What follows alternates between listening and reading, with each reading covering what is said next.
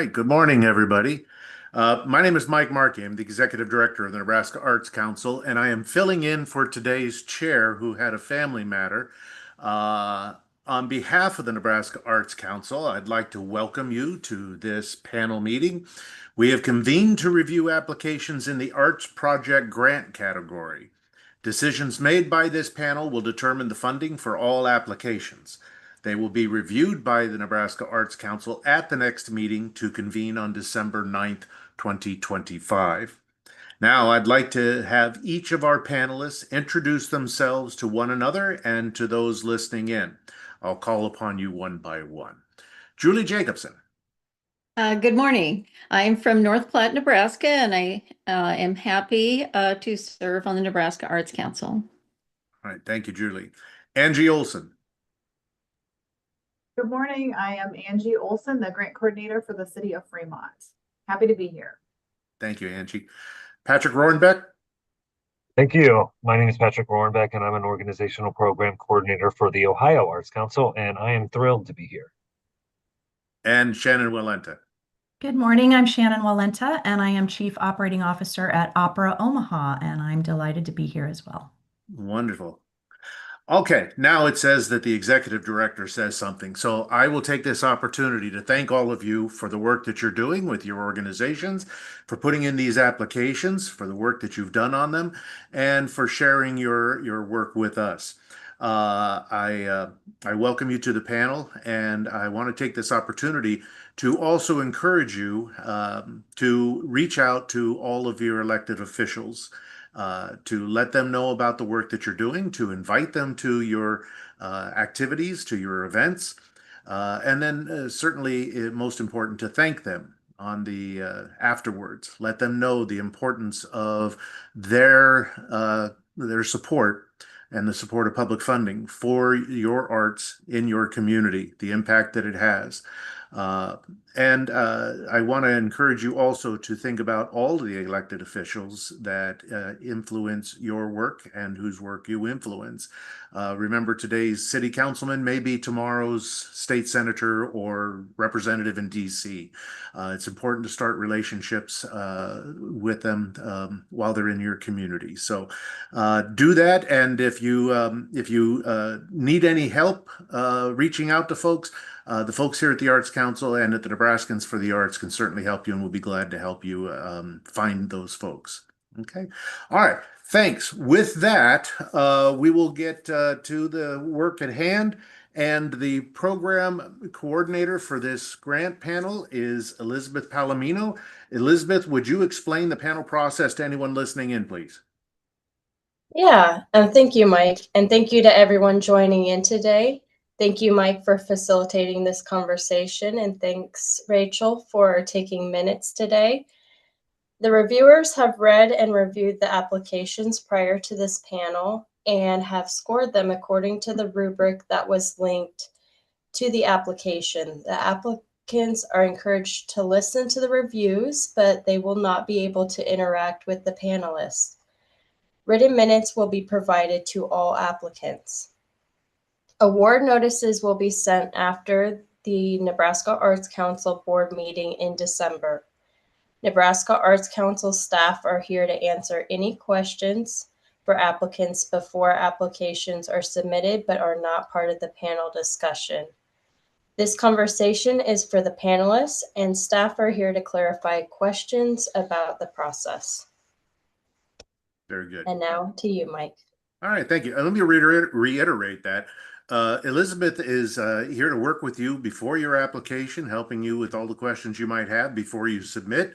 But you won't hear much from her during today's discussion.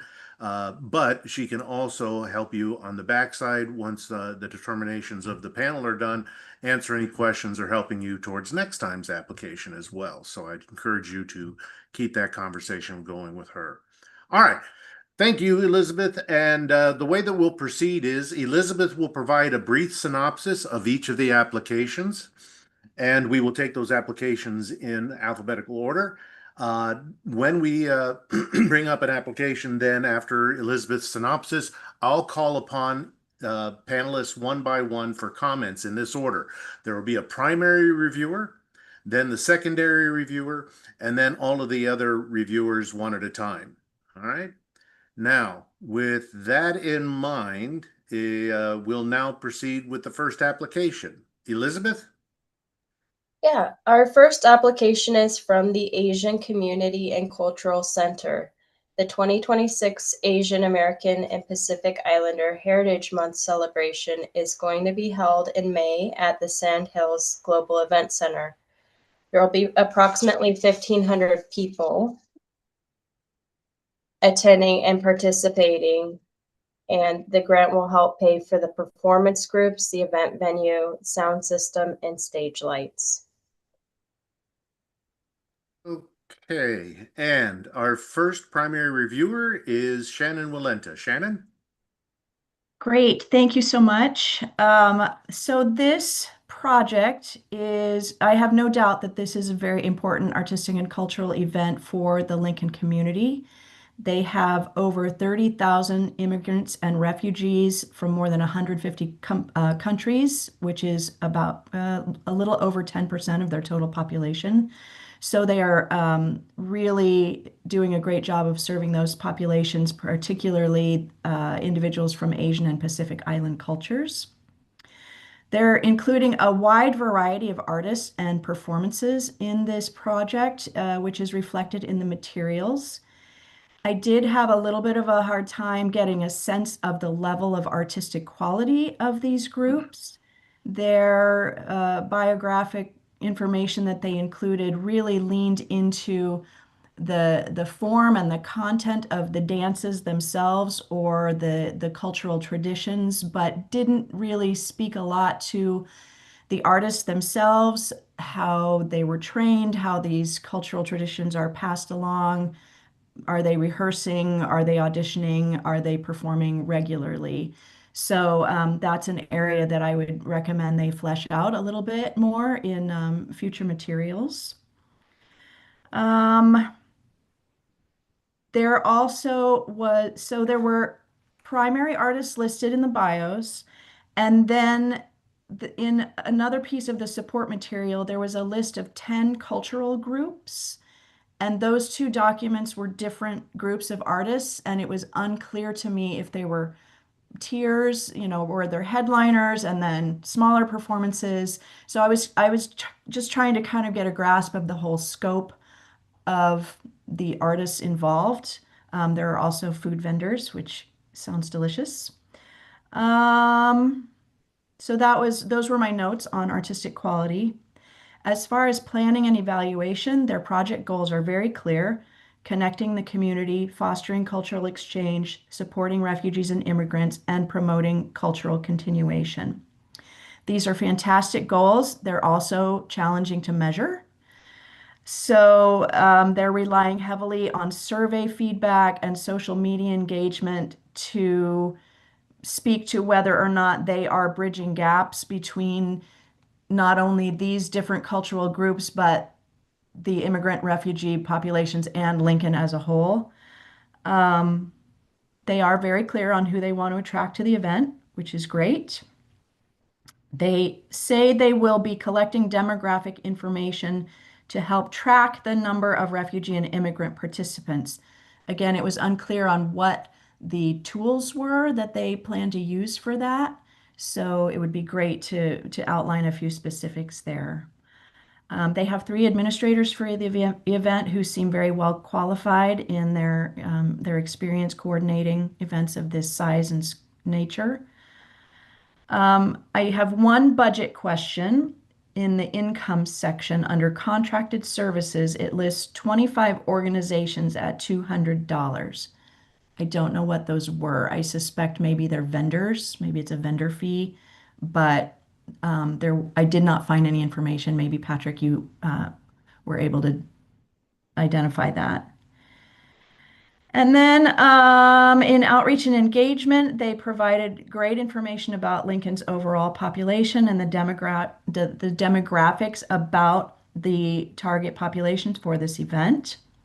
And it reflects a response to the growth in the community of these groups and also a need to build respect for these population groups within their community and also support the preservation of so many different unique cultures so that those traditions continue.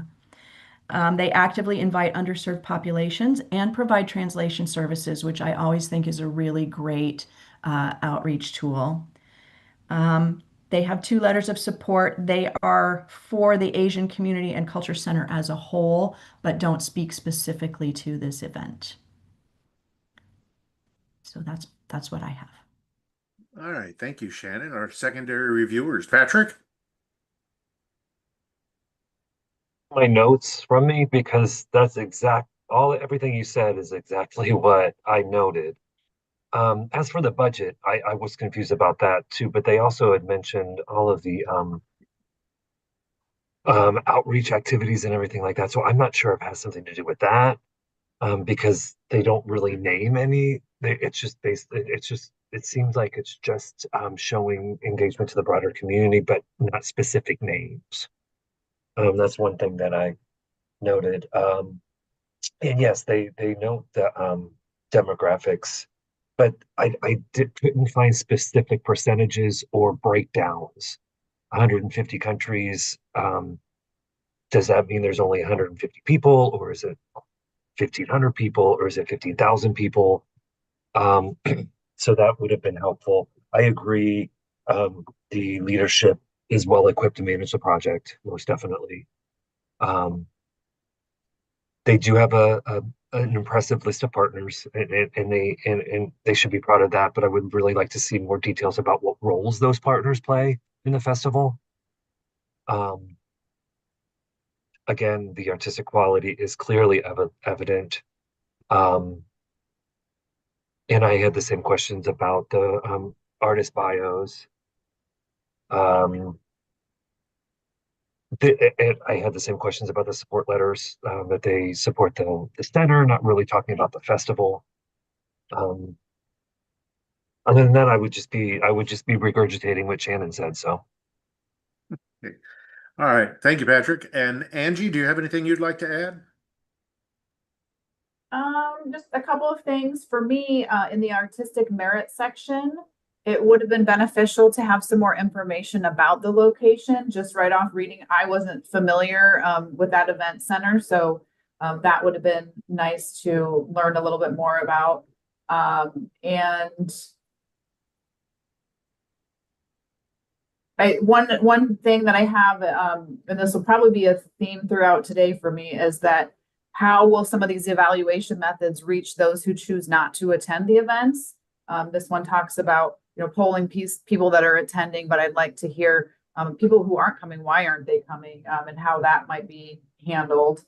And other than that, I really don't have anything to add. All right.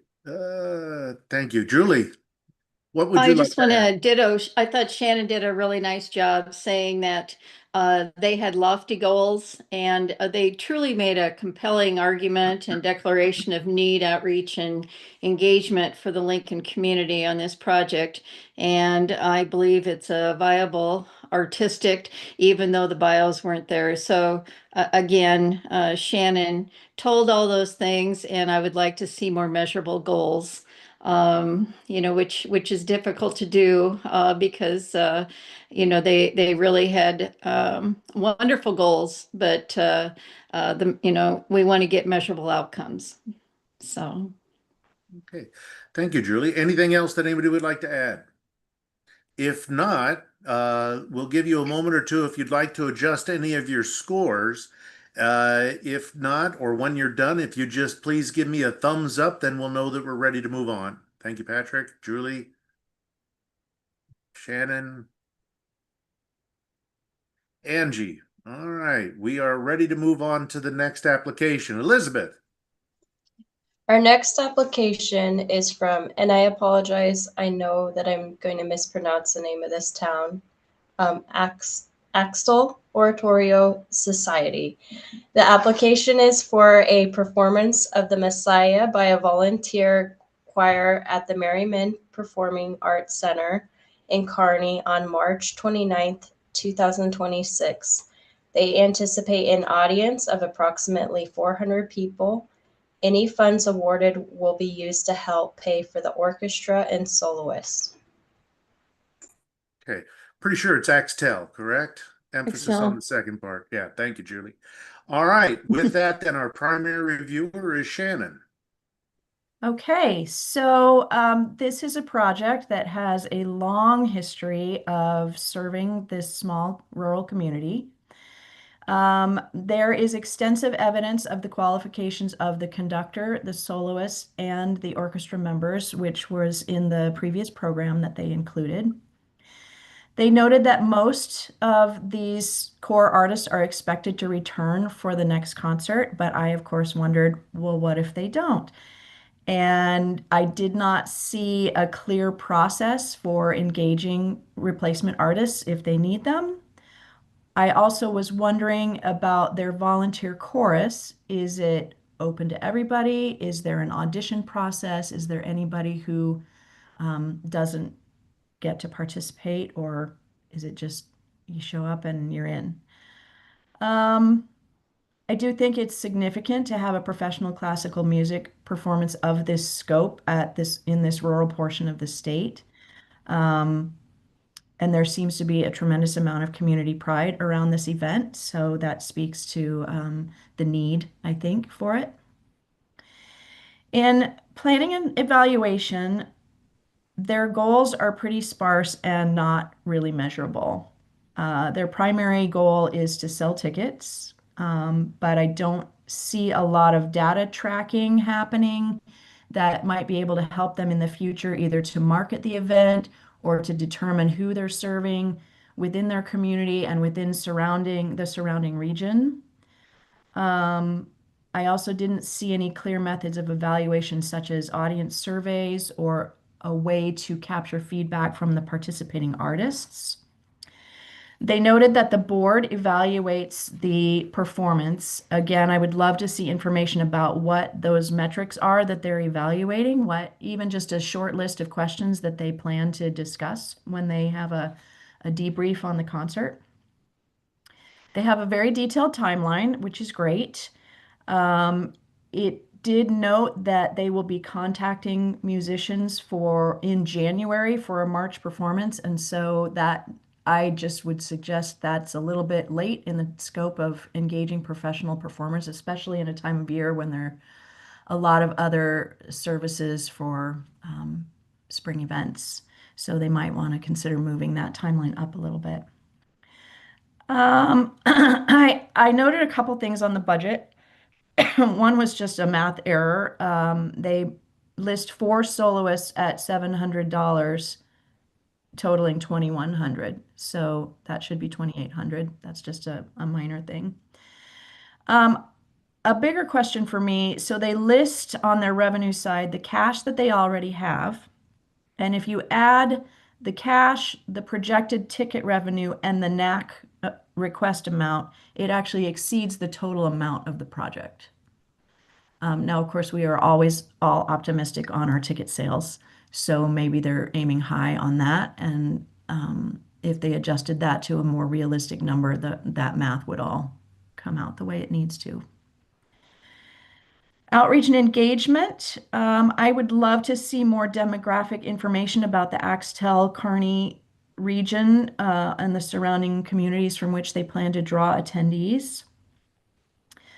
I also think that they could address the community/cultural impact of this program. We know that the community wants it, and we know it's a tradition, but what is the impact on the people who attend that makes it so desirable for this community?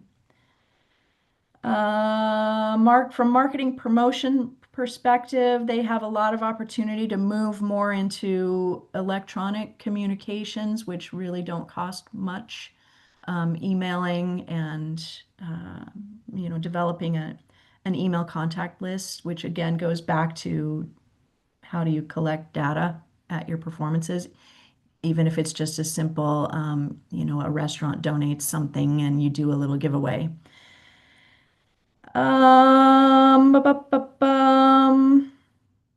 They have one really great letter of support. The second one really isn't a letter. It was more a series of quotes and kind of testimonials.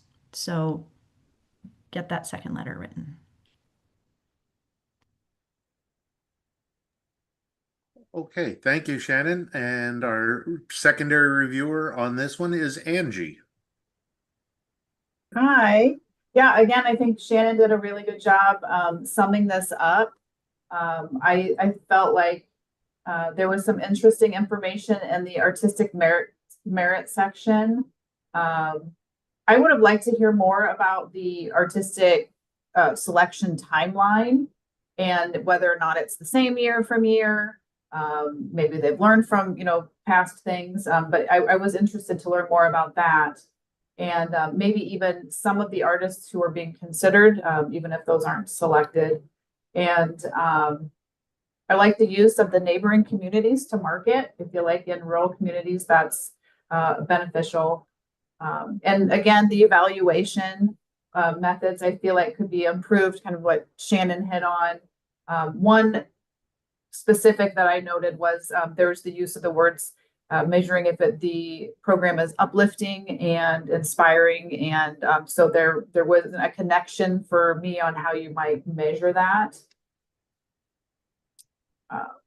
And I was hoping for a little bit more demographic information on Axtel and whether or not transportation to Kearney is ever an issue for any of these in rural communities. Felt like there could be a little bit more information in the underserved community outreach area. And I was not sure based on the application if this was solely an effort between Merriman and the Axtell Area Ontario or Ratio Society. I was pretty sure, but I wasn't certain on that given the narratives. And that is all the additions I have. Like I said, I think Shannon did a wonderful job summing it up.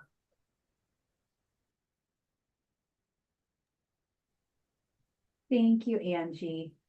I see Mike is on the phone. So Julie, do you have anything to add? Yes, I do. This type of project is near and dear to my heart in North Platte. We have several different volunteer arts organizations like Heartland Singers and Sandhill Symphony. And so in comparison, the organization of those would be very similar to something like this in Extel working with the Merriman. And one thing I notice is something that helps us or the board members that we have, the member volunteers, actually, we created a website presence and social media presence, as well as a database, through the years, because our symphony is 60 years old. So through the years and word of mouth, this database and website can be very helpful in helping them increase their outreach and thus their mission.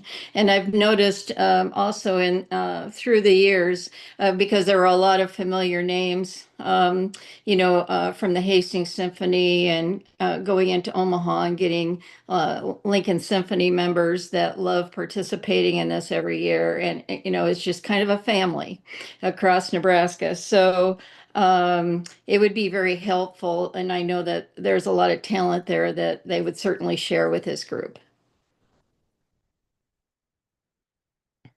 Okay, thank you. Sorry I was on the phone. And then Patrick, do you have anything you'd like to add? I just want to reinforce that they could use some more clarity in their goals. And the lack of community demographics. And I'm not sure if someone had mentioned this already. They talk about the outreach engagement, and they talk about things like you said last year. Are they planning on doing it this year too? That was a little confusing to me. Okay, very good. Thank you. Anything else anybody would like to add? All right. If not, we'll move on to our next application, Capital Jazz Society. Elizabeth? Mike, can we give them Yeah. time to change the course? Oh, I'm sorry. See, I didn't follow my script and look what happens. Give you a minute if you need to change any of your scores, just let me know. when you're ready to move on. The little thumbs up. Thank you, Patrick, Julie, Angie, and Shannon. Elizabeth, you're on. Okay, our next application is from Capital Jazz Society. The Capital Jazz Society is a nonprofit organization that presents a series of high-quality jazz events on Monday evenings throughout the year in Lincoln. Funds requested will help pay for the artists who will perform January through June. Thank you, Elizabeth. Our primary reviewer for this one is Patrick.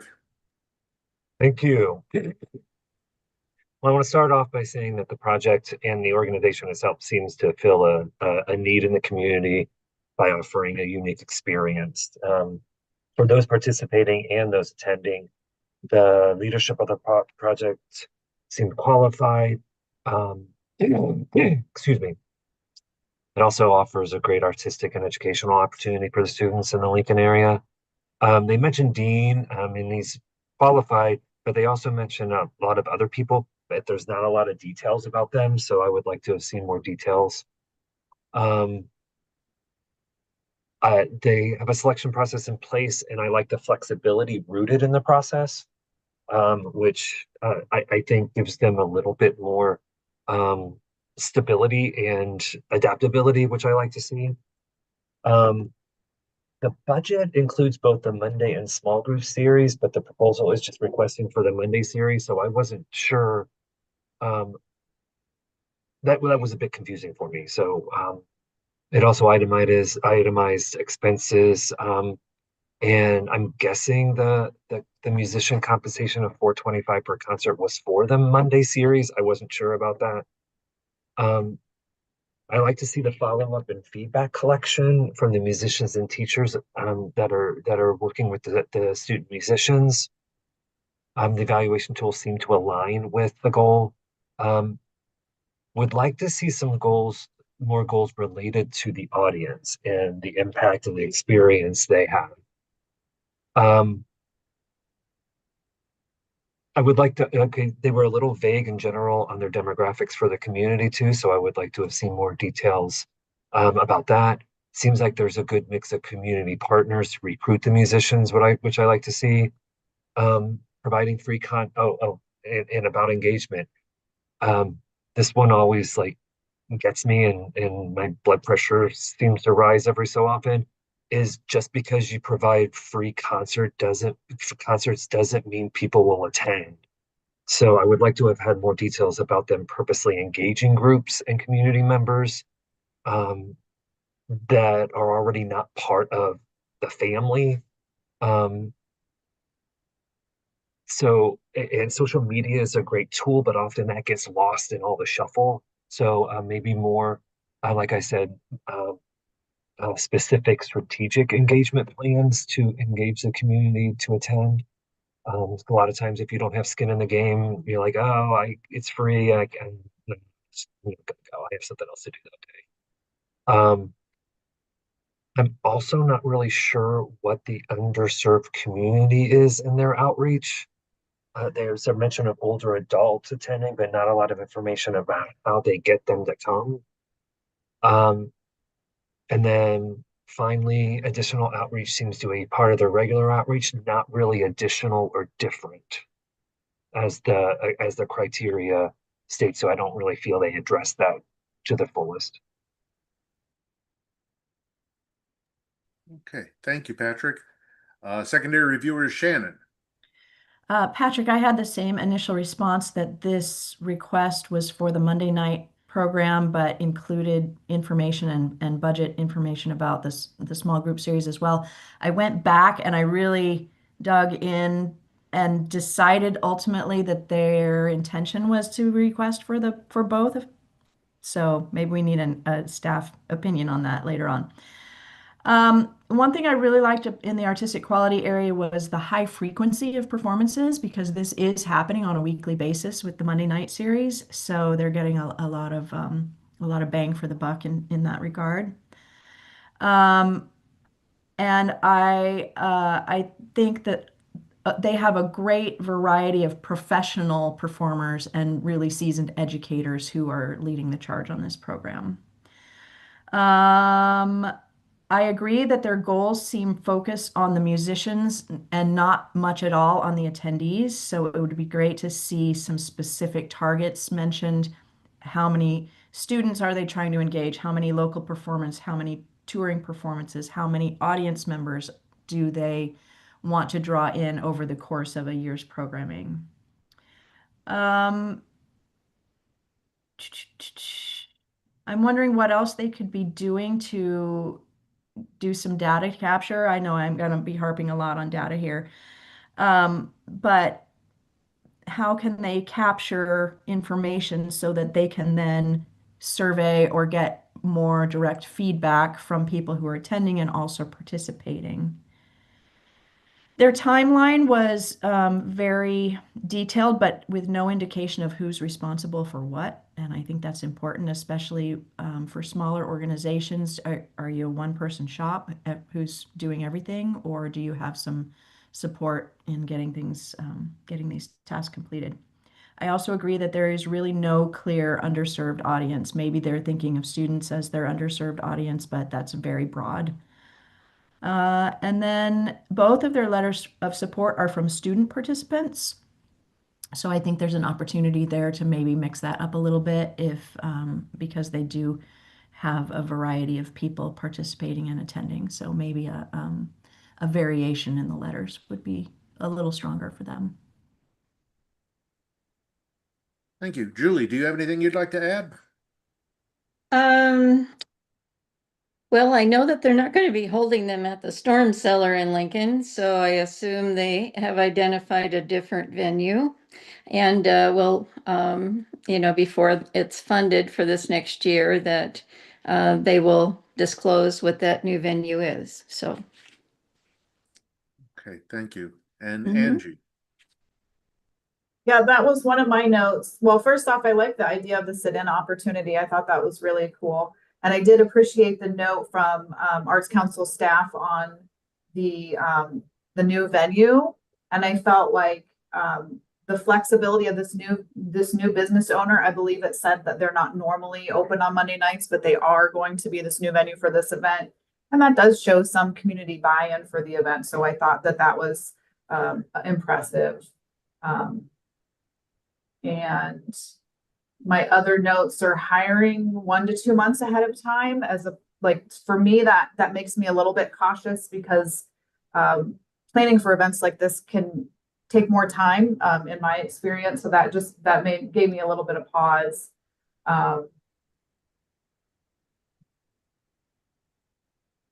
And I do like the old school tally method for attendance. I like a variety. I like to see a variety, but I think sometimes those just old school tried and true, can be very helpful.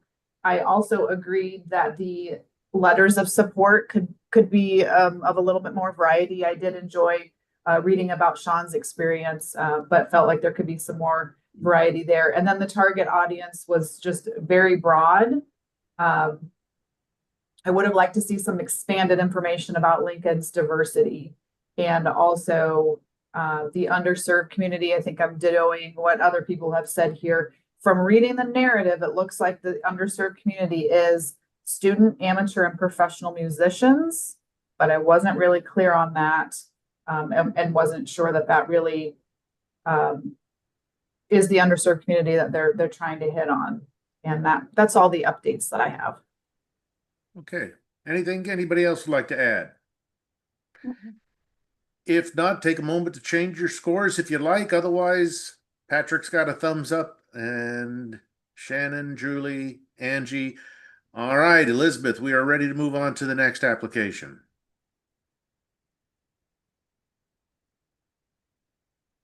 Sorry, it was muted. So I just wanted to check in with the panelists and see how everybody's feeling.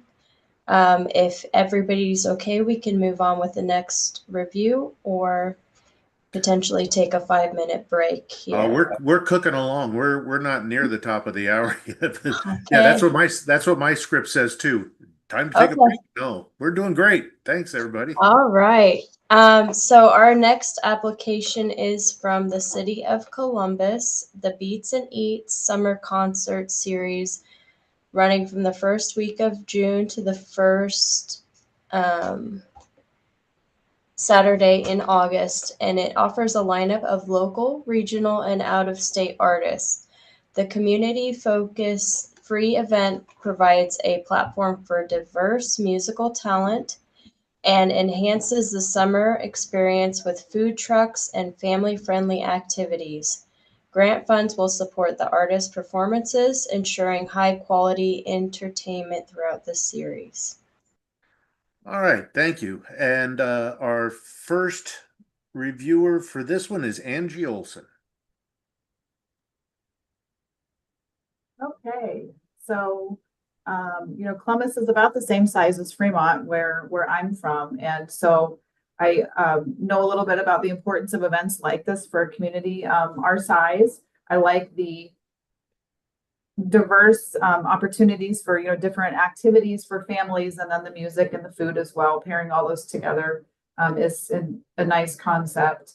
One question I had after reading the application was, how many years has this program been in place? I couldn't determine if this was something that's ongoing every year, if it's been going for a long time. So more information about how this location is centrally located. I wasn't clear on that.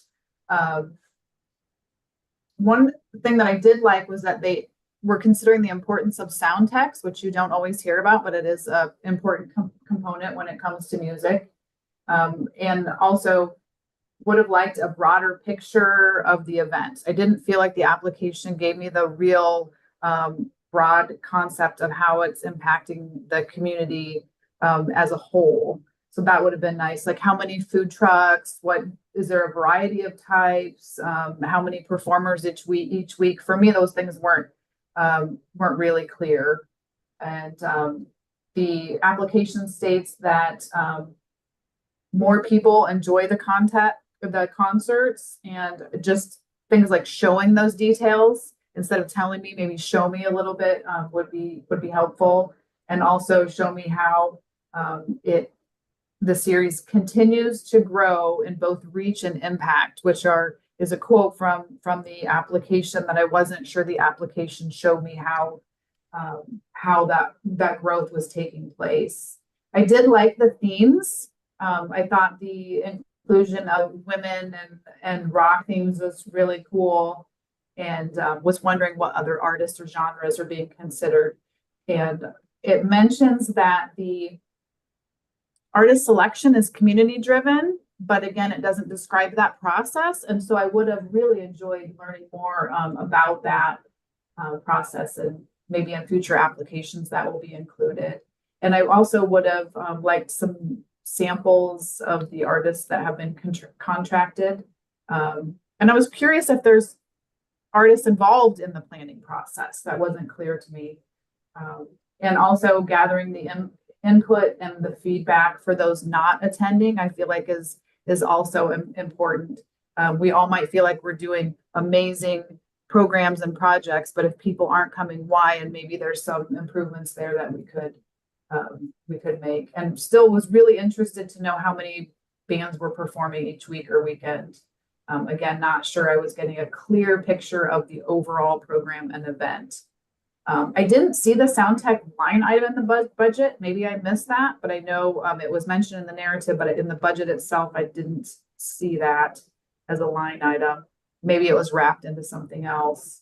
I felt like there was a pretty good variety of information in the community demographics section. And I like the consideration of the median age for a project like this. I'm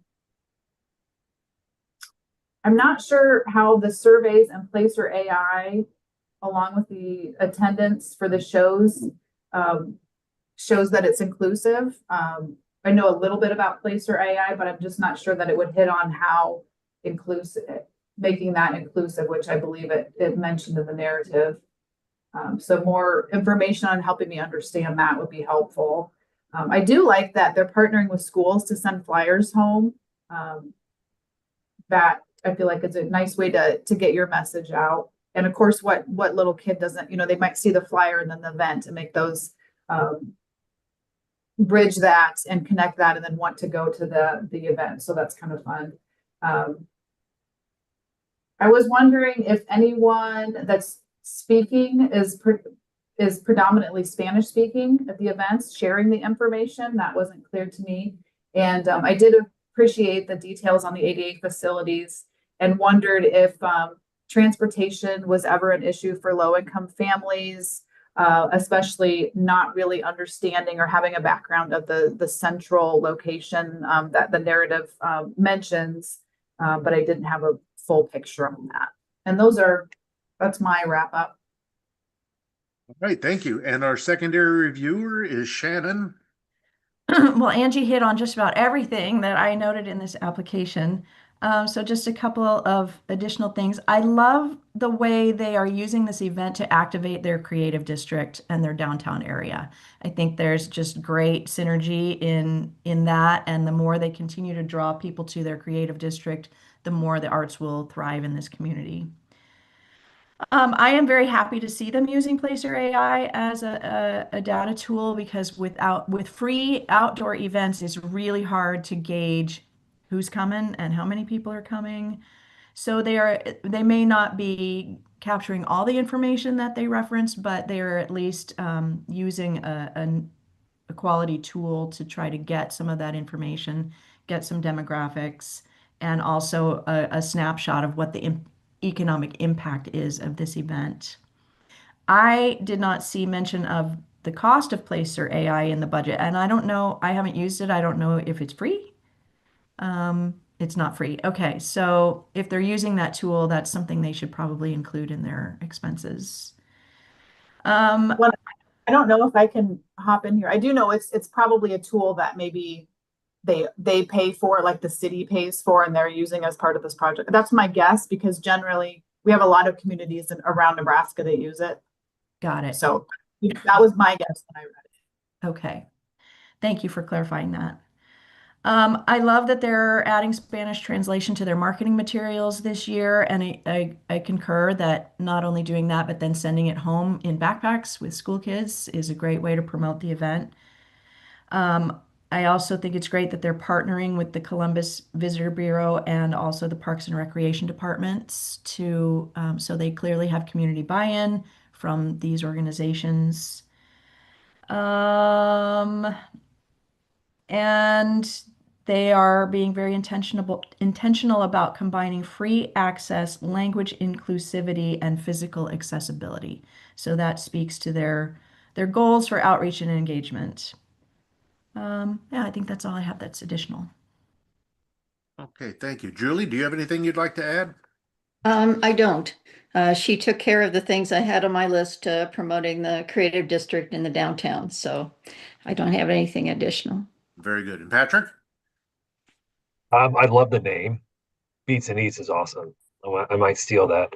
Um, I'm not sure if this was noted, but the budget was a little confusing to me because they had mentioned 16 performers or 16 groups and it seemed to me June through August, and this is supposed to end on June 30th, and they include all 16 bands in the expenses, so that was a little confusing to me, but I may have misread it. There's also one thing that was kind of disappointing. They mentioned all the community partnerships, but they didn't note anything in the outreach engagement, the additional, and I'm not sure if some of the community partnership outreach and collaborations could also be considered additional engagement and outreach. So that was the only thing. Okay, thank you. Anything anybody else would like to add? If not, take a moment to change your score if you like. Otherwise, thumbs up from Patrick, Julie, Angie, and Shannon. We are ready to move on to the next one. Elizabeth. Our next application is from College Park. The Grand Island Music Series is a newer concert series taking place at Stir Museum and College Park in Grand Island. There will be 5 indoor concerts at College Park and 1 outdoor concert at Stir Museum between January and June of 2026. Grant funds request will help cover production expenses and artist compensation. All right, thank you. Patrick, you are a primary reviewer on this one. Thank you. As always, I love seeing that the artists are being compensated and that the money that will, if awarded, will go support them, will support the artists that are participating. The artist bios show definite artistic quality. The organizational leadership seems qualified to manage everything. I think they offered outstanding demographic information. Their additional educational programming is commendable. I like seeing the outreach to and engagement with the Grand Island elementary schools. I love that it hopefully gets younger people interested in music. Love the support letters, especially the one from the teacher. I thought that was really impactful. The goals seemed a little vague. I would like to see more quantitative, as well as the goals providing a variety, as the goal of providing a variety of concerts. It's good to see that they're using comments and feedback in the planning process, but there seems to be community voices absent in the planning process table when they're discussing all this. It appears that the board is the only group that's at the table during the planning process. Would like to see more information about the collaborators and community partner voices and input. The document, their timeline has a very detailed marketing plan, but it was a little light on the series planning. Other than that, that's what I have. Yes. All right, thank you. Secondary reviewer on this application is Julie. Yes, I have a couple of confusions. The first one, they said they're applying for not only Nebraska Arts Council, but also NTP in support of 2 events, but yet they listed 3. And so I wondered which of the 2, where the clear separation was. And before funding is given, we need to make really sure that the funding is identified for the proper concerts. Also, this is a concert series which is supported by memberships, which many of our communities have. But I assume it was approved to allow them to apply because they're opening it up for membership so that everyone can be part of it, not just members. And then they have the free concert at okay, it slipped my mind. Okay. The concert was, Stir Museum. thank you very much. Thank you for the help. I appreciate that. Okay. Under planning and evaluation, I echo Pat's remarks. It wasn't real organized. No examples of questionnaire used for that evaluation or the comments recorded from the Facebook pages. Dean gave a general that those things would be used. Those are very subjective decisions made at quarterly board meetings, but no organized effort was shared with us as reviewers. It is definitely a worthwhile project series. They're asking for $2,000 out of that $8,700 budget. So, and then as far as outreach and engagement, it's truly an educational outreach. I agree with Patrick. GIMS is building relationships with, I love their partnerships with local businesses, schools, organizations, and the Stewart Museum, but also through the years, they've developed these partnerships with other musicians, artists, professional arts organizations to help in their planning process to make it better. So that's what I had. Thank you. Thank you, Julie. Elizabeth or Jennifer, do you have any clarification on those other applications that Julie mentioned, those other grants? If not, we can look into it. Okay. Okay, very good. Thank you for that, though. All right, let's see. Angie, do you have anything you'd like to add? No, I kind of feel like most of this has been said. I just want to ditto that there was some concerns about the other grants as part of the program. Because that, if that is a hitch to this one happening, that would be a concern. Did wonder if there was any personal outreach to promote the series. I didn't see that listed in there. That's about all I have. Okay, thank you. And Shannon? Just a couple additional things. I would love to know how long this concert series has been running. I marked fourth year with a question mark. I'd also like to know more about College Park, their indoor venue. I have no idea what that is, so just a little description there would be helpful. As far as gathering feedback, they have a survey that is one question and room to write comments. I think they might want to consider fleshing that out a little bit. It's really hard. It's hard to clearly evaluate programs when everybody can freely write what they want. So maybe a short list of specific questions might help them get a better grasp on how things are going. Their timeline, while very detailed, was not really chronological, which is hard to track through when you're trying to figure out how everything's running, and also did not include who's responsible for what. I also was hoping for more information about their two elementary school concerts, their educational concerts. What do those look like? What format? What grades are they for? How many students are they reaching through those? And what do they have specific goals to these? How do they get scheduled? How do they pick the partner schools? Those sorts of things. Or maybe there are only two elementaries. And their letters were excellent. These were really, really great. Okay, thank you. Jennifer, I see your hand up. Did you have some clarification for us? Yes, they went ahead and applied for an NTP for three of the artists. So it wasn't two of the three, they applied for three of the three. For all three? Okay. Yeah. Okay, and they're so noted. Okay. So that was just a typo. Yeah, they applied for all three on an NTP, Okay. All right. Nebraska Turing. Thank you very much for that, Jennifer. All right. Anything else anybody would like to add? All right. If not, take a moment to change a score or two if you like. Otherwise, let me see a thumbs up from Shannon, Angie, Patrick, Julie. We're set to go on to the next application. We got about 7 minutes. You want to get one more in, or are you ready for a break? One more? Okay, very good. We'll do one more, Elizabeth. Okay.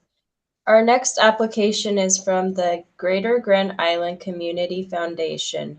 The Global Roots Festival celebrates the diverse cultures that call Grand Island and central Nebraska home. In 2026, the nation's 250th anniversary will highlight America's rich history of welcoming people from different backgrounds coming together to make our community home while creating a sense of belonging for all. Grant funds requested will help pay cultural musicians, dancers, visual artists, and the MC. Thank you, Elizabeth. Primary reviewer for this one is Angie. Okay, well, thank you for the recap. I won't recap again. I'll just go right into my evaluation under artistic quality. I felt like the project description was pretty strong. I liked the detail about the location and why it was selected.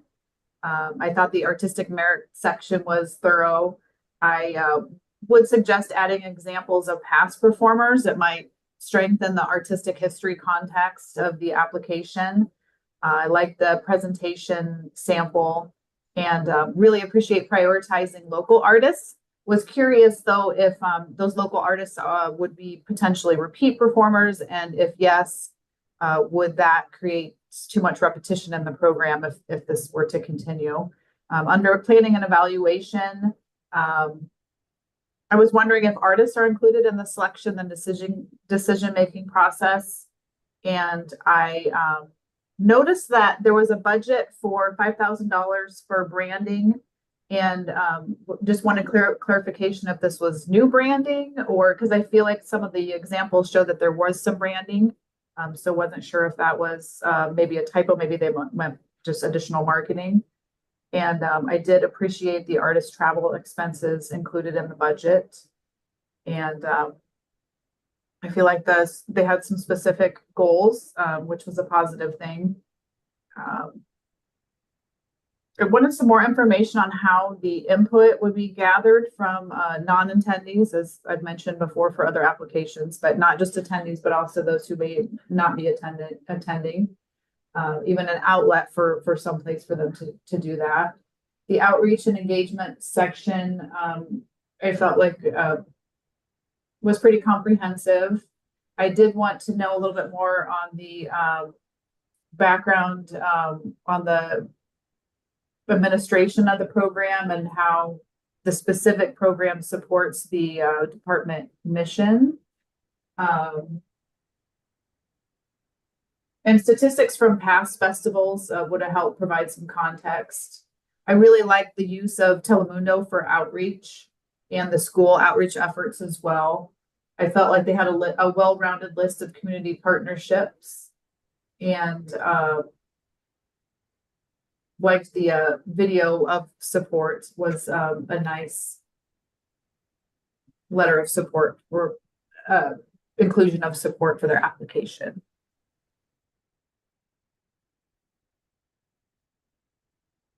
Thank you. Julie, would you do the secondary, please? I'd love to. I just have a few things. This one also made me very happy because it's promoting the Grand Island Creative Arts District, and which makes it a very strong project using a lot of partners together. We've got, community engagement from the Steer Museum. We've got for this Global Arts and Roots Festival. And then the program officer of GI Community Foundation is involved, as well as nonprofit with lead grant writing and helping out and representing that creative district. Another person that had 35 years of banking operations experience is actually managing that community foundation and helping them with the funds and financials, which looked in order. Enjoyed the spreadsheet. I love that they're celebrating 10 plus cultural performances and recruiting 20 plus cultural artists, ensuring that 100% of their performers are compensated, and trying to find the fundraising for that, and their goal to reach about 3,000 attendees. So I think those are lofty goals. They did a lot of planning involved by using these community partners. And they reviewed the budget, comparing it to all the invoices, so everything was sound. Let's see. I also liked the sponsor agreements, the post-event surveys that they were using, and then a debrief session, where they're debriefing the artists in the past. And even though they hadn't selected, the artists for the future, I felt we had a very well documented timeline with a person responsible telling us how this was going to be run. So that's my additions. All right, thank you. Patrick, do you have anything you'd like to add? There's only one thing really, well, maybe two. I like to see that they want to fairly compensate 100% of the artists.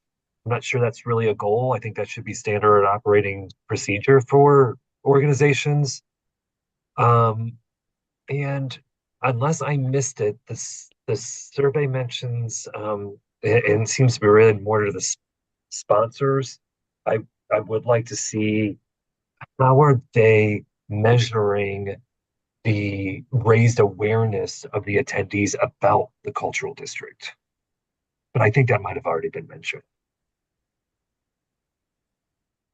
Okay. Can I interrupt just one thing, Mike? Yes, ma'am. I forgot to add, there was one error in the budget. If Jennifer could check that out before compensation is given. It listed 5 groups of artists at $500 for a total of $5,000. So which is it? Is it 2,500 or is it 5,000? So It's important. Okay, thank it's you. important. We will look at that. Thank you.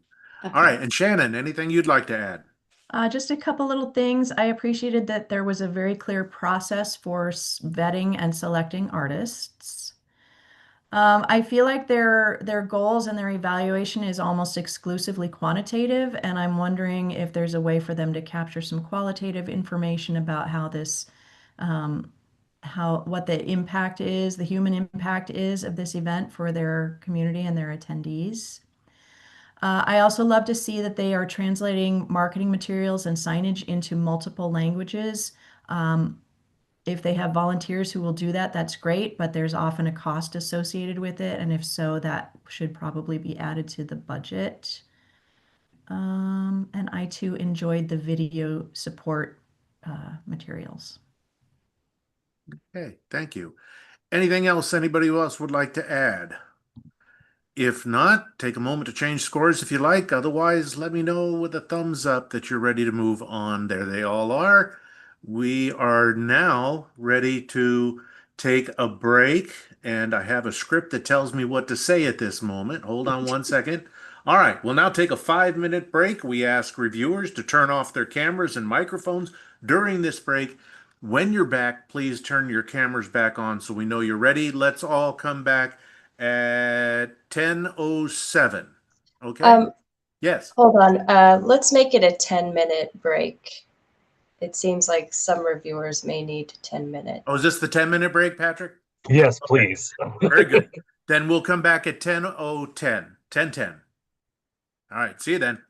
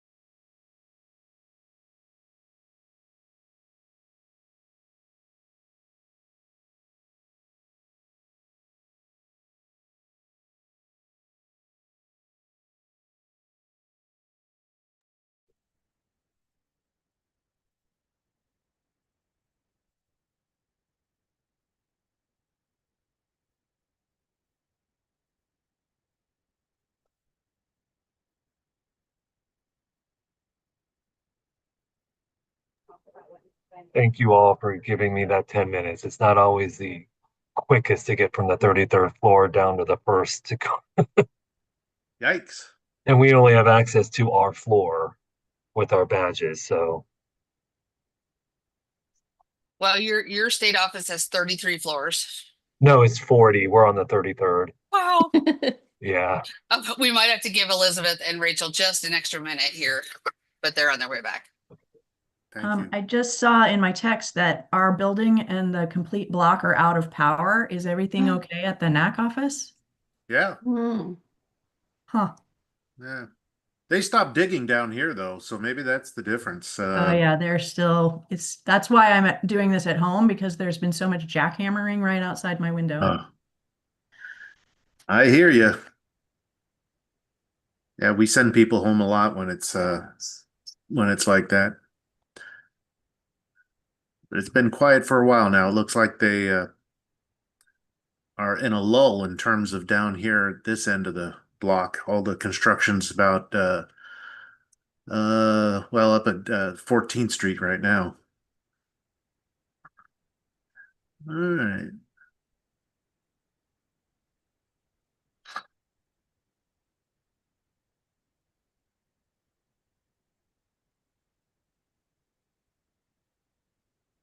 All right, is everybody back?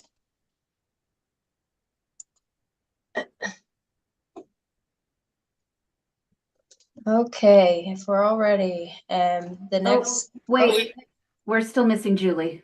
No. Oh, There we go. I Hi, was there. Julie. I just hadn't hit the, sorry. Welcome back, everybody. Our next application is from the Kimball Concert Association. The Kimball Concert Association is celebrating their 50th year. This application is for 2 concerts in their season programming. The grant funds requested will help pay for the artists, advertising, and venue space. All right, thank you. Patrick, you're primary reviewer on this one. Thank you. Well, this program does look like it fills an important unmet need in the community. They have a solid organizational history. I would like to see more information about the artists. The videos were great, but there were more work samples. They were a little helpful, but it didn't really tell me a lot about the artists.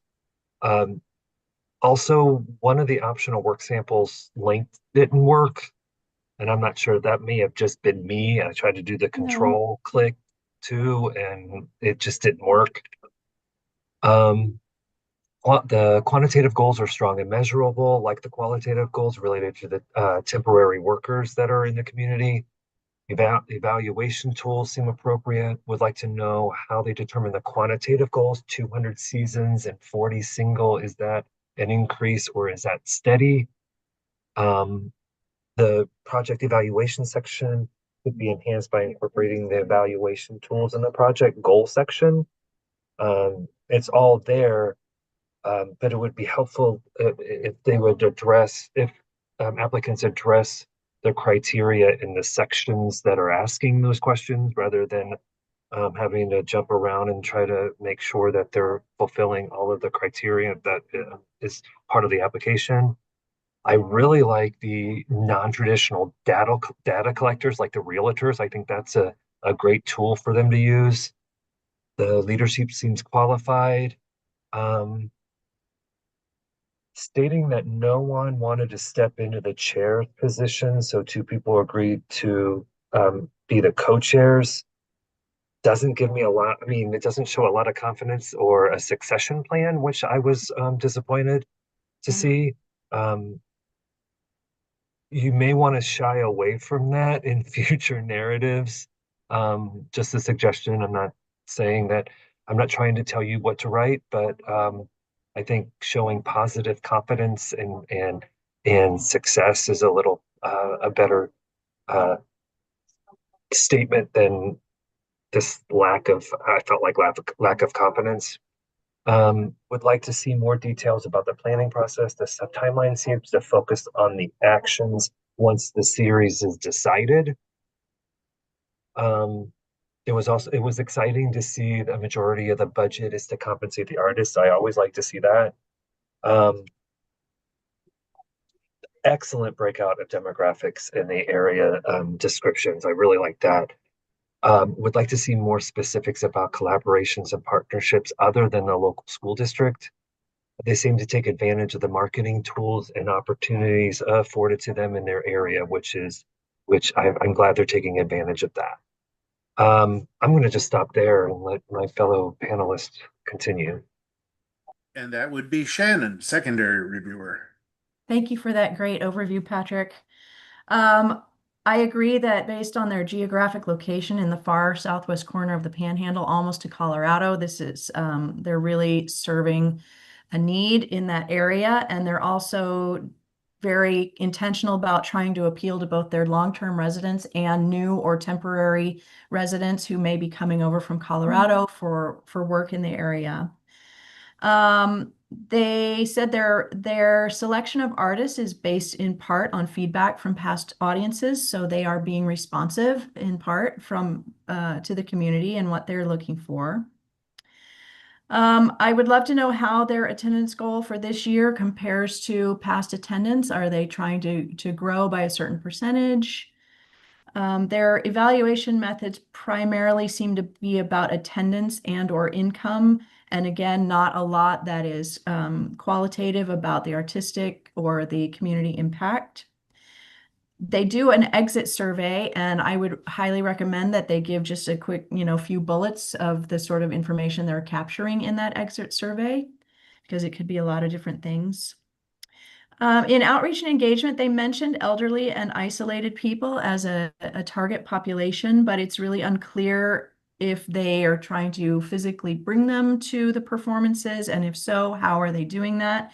They did mention working with area transit to provide rides to anybody who wants to come, which is fantastic. But with elderly populations, there could be very specific needs there. And so I'd love to hear more about that, and also how are they getting the word out about the free transportation. I love the partnership with the community schools to perform in their state-of-the-art auditorium. That is a great collaboration. And they also are, it seems like they're working closely with restaurants and area businesses. So again, lots of community buy-in. I do have a general note about this application. There is so much enthusiasm and so much passion for the work, which I love to see, and that really came through in everything that they wrote. I did experience a number of instances where the information that was being asked for in a particular section showed up somewhere else in the application. So just be really cognizant of what question is being asked in each section and answer it there rather than sprinkling it in throughout the application. It makes it much easier to review, and we'll have a much more positive outcome from the panel if we can really understand the answers to the questions as we go through the rubric. All right. Thank you, Shannon and Patrick. Good information for all applicants, so appreciate those comments. All right, Julie, do you have anything you'd like to add? I guess the only thing that really did bother me, and it's already been mentioned, but I want to reinforce it, is no specifics were given on how they will provide these extra tickets for the underserved and making sure that everyone that wants to participate can come. But to me, that's very important. They should either fundraise or find additional partners, corporate sponsors that could purchase these tickets and maybe reach out to their individuals, elderly groups, students, and their teachers. So. All right, thank you, Julie. And Angie, anything you'd like to add? Want to concur with what Shannon said about the passion for this, and I was glad to hear someone else saying it, and then I just hadn't drank too much coffee when I read it. But I really felt like the passion for this project exuded, and I think maybe it was because of that passion that to Patrick's comment about it, it can be concerning that no one wants to step into that leadership role that's vacant. I guess for a smaller community and the passion that was included here, I read that as, everyone wears so many hats and nobody really had the time to do it, but hey, they knew it was important. So these two people stepped in and, are pivoting to something different. And I think it could go either way.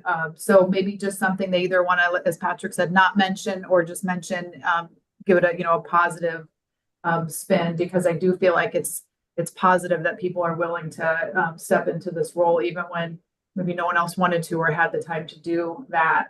One of the questions I had, which maybe I was reading something wrong, but there was like walk-in tickets were one of the line items listed, and they seemed like they were more than when you, or they were a reduced rate from when you purchase ahead of time. And I mean, maybe I'm thinking of this wrong, but usually if you purchase ahead of time, they're cheaper than walk-in.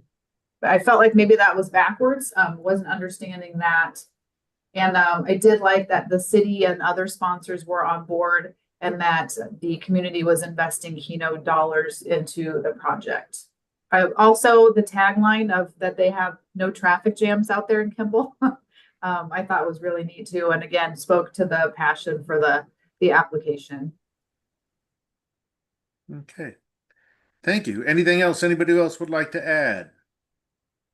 If not, if you'd like to change your score, take a moment to do so. Otherwise, thumbs up from Patrick, Angie, Julie, Shannon. Thank you all. We are ready to move on to the next application. Elizabeth.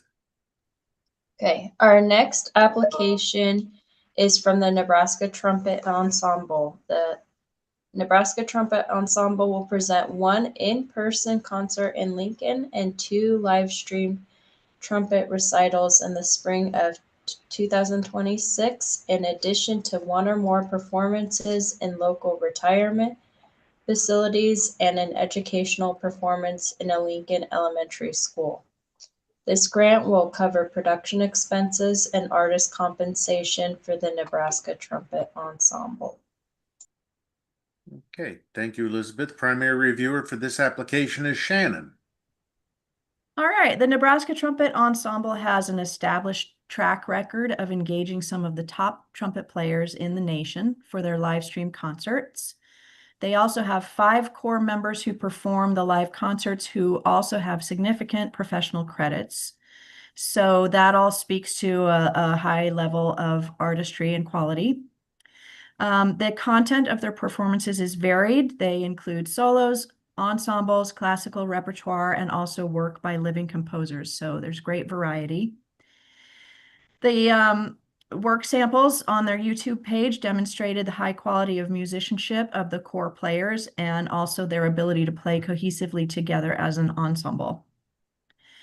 In planning and evaluation, Dean Heist, who is the lead administrator of the group, is deeply connected in the professional trumpet world and was also the recipient of a 2023 State Arts Award for Leadership in the Arts. So somebody who has been lauded and recognized within our state for his arts leadership. Project goal is clear and the timeline is detailed. This is a timeline that has been broken out by project area rather than chronologically, which again is it's a little challenging to follow where everything is when everything is happening and who is doing it. There were no names assigned to specific tasks. For evaluation, there are methods in place to gather feedback from audience members, but I did not note any mechanism for feedback from the artists who are participating. So that would be a good addition, or if it's already happening, something to explain in the narrative. The budget seems fine. My only comment on that was that their marketing and publicity expenses seem very low, particularly if they're doing a print mailing and paying to boost their Facebook posts. On outreach and engagement, they did a great job of laying out the demographics for the community they're serving, and they are really able to extend their reach by offering performances both in person and in live stream format. They're mindful of choosing performance venues that are accessible and are engaging seniors by performing in local retirement facilities. One thing that was a question mark for me, so they are in partnership with Lincoln Public Schools, and I would be very interested to know how they are selecting the specific schools and what the demographics are of those schools example, are there a high percentage of free and reduced lunch students in those schools? What are the, the global demographics of the student populations that they are reaching? There's a big difference in my mind between what those school communities could look like, and some are going to fit that definition of underserved communities, and others are not. They have two great letters of support, but they do have a little bit of age on them. One was from 23 and one was from 24. So I would recommend a refresh on their support letters for future applications. And I think I'll stop there.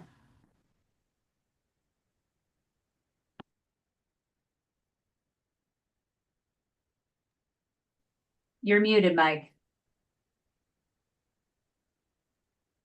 Technology. Patrick, you are secondary reviewer. I mean, it's always like hard to follow Shannon when reviewing something. I agree with everything that Shannon noted. I think I do want to just mention that the board is involved with the planning process. I didn't notice any voices from the community or other stakeholders in the planning process, which I think I would like to have seen. There seems to only be a single qualitative goal, which seems kind of limiting. I would maybe want to see some more quantitative goals associated with the audience. The tools, the measurement tools seem appropriate, but I would like to see more intentional intentional action to gain that feedback. Let's see here. I agree the demographic information is great and detailed, and I love how they noted their target audience. Again, I just want to mention, just because you're offering free tickets doesn't mean people are going to come. I would like to have seen more details about the strategy and the outreach and engagement plan that they have to reach their targeted population. Also, I just want to note this. I don't know if it's anything that they can change, but it just seems like their marketing tools and their marketing strategy is there, but there's really nothing unique or exciting about anything. So that's it.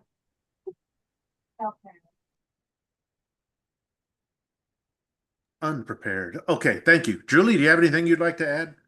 I would. The example of work that they give was last year's flyer, and that's all well and good, but we're getting pretty close to spring of 2026 here, and they've selected the artists for February and March streaming concerts, but it would be really nice to know which retirement centers they're looking at and elementary school in the planning process. I feel that they're asked for Nebraska Arts Council funds compared to their budget is quite a high ask.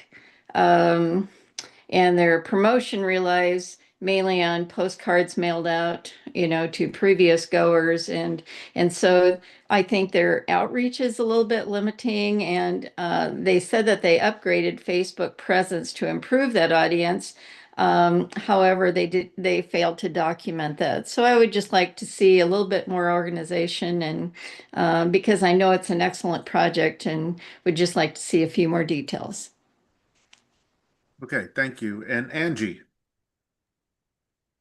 Yeah, I think the only ads that I have are that I like the idea of the commentary during the concerts and also the live stream. And I thought that was unusual and unique. And maybe that's something that could be folded into an evaluation method as well. I noticed the timeline didn't include who's responsible, and I guess I was only left to believe that it was just one individual, and that could be the case, but it wasn't made clear. I also agree that more information, I was really craving more information on the outreach to the schools and the retirement homes, and some more detail on that would be fantastic. Maybe even an opportunity for some little video clips or something too. And one thing I noticed that the narrative seemed very similar to another application. I think it was the Capital Jazz application, and just kind of a note that those make the project seem a little bit less unique, so just something to maybe just be aware of. That's all I have. Okay, thank you. Anything from anybody else? If not, go ahead and change your score if you like. Otherwise, thumbs from all. Julie, you okay? Oh, yes. Yes, There we sorry. go. Okay, thank you. All right. Elizabeth, we are ready for the next application. Okay, thank you. Our next application is from Nebraskans for the Arts. Nebraskans for the Arts proposes to commission a concert band piece to be performed by community bands in the spring and summer of 2026 to honor America 250 and the Nebraska I-80 Sculpture Garden celebration. Um, this will connect 15 community bands and the history of the community band celebration. The composer will be a Nebraska native who understands the unique history of arts and music in Nebraska. The grant funds requested will pay for the commission costs and fees for the composer to compose a new piece for community bands. Thank you, Elizabeth. Julie, you are primary reviewer on this application, please. Wow, what an exciting celebration. I love to see these that are spread out all across the state of Nebraska. I have to preface it, before I start in. And Nolan, Schmidt has been chosen, and he's a graduate of UNL.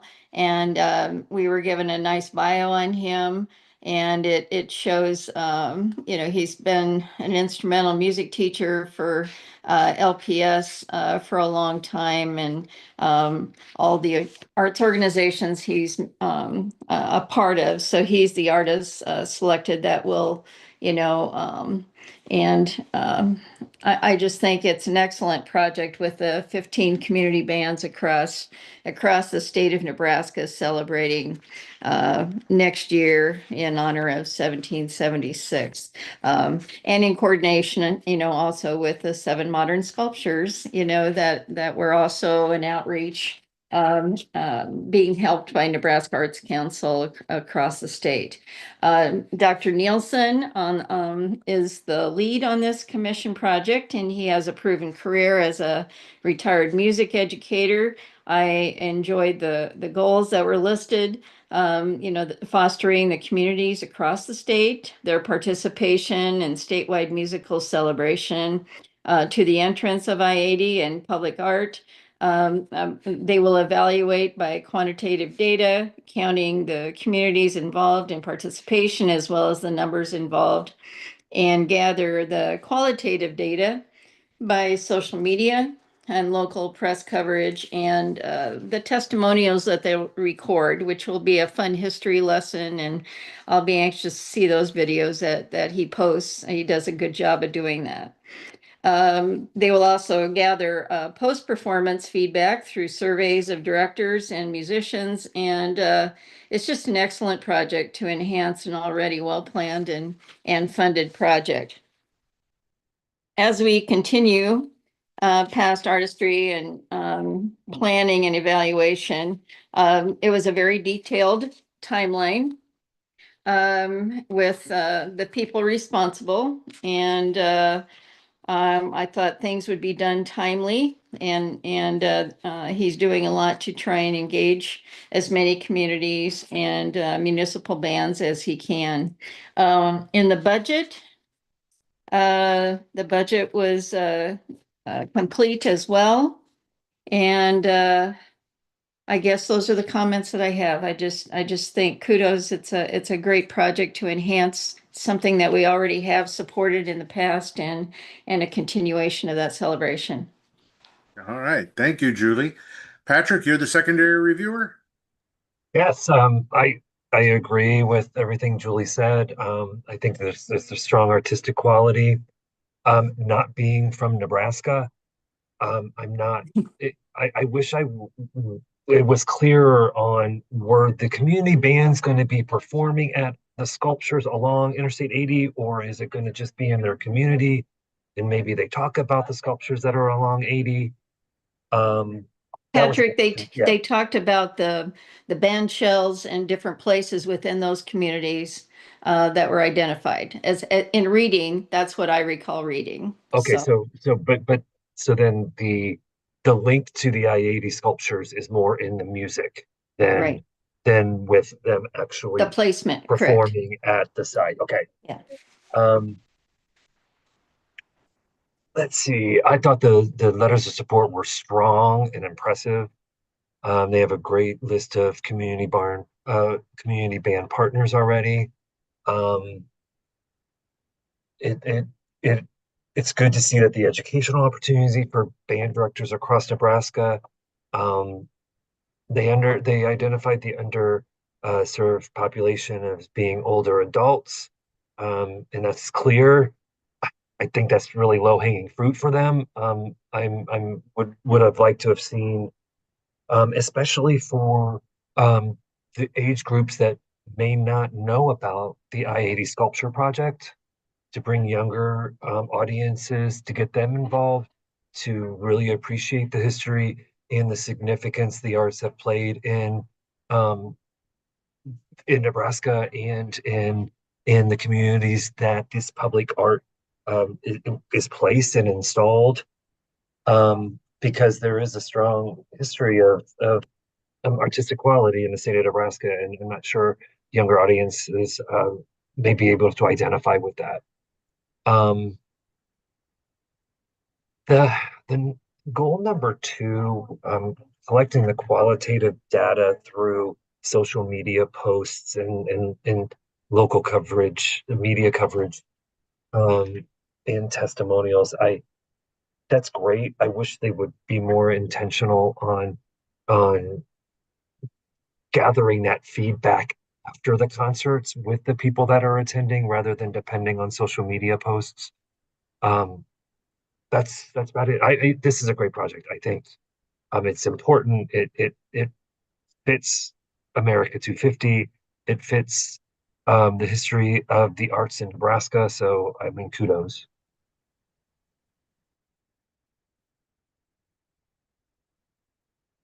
Okay. All right. Thank you. Angie, do you have anything you'd like to add? I would add that I also concur that this is just an incredible project for Nebraska and just sounds like a fantastic program. Um, I really appreciated their detail on the commissioning parameters. I like that they included that data. And I did, like Patrick, I was confused about the performance and if they were happening throughout. There's a list of bands across community bands across Nebraska, but I was confused on, are they participating or is this just a list to show buy-in throughout Nebraska?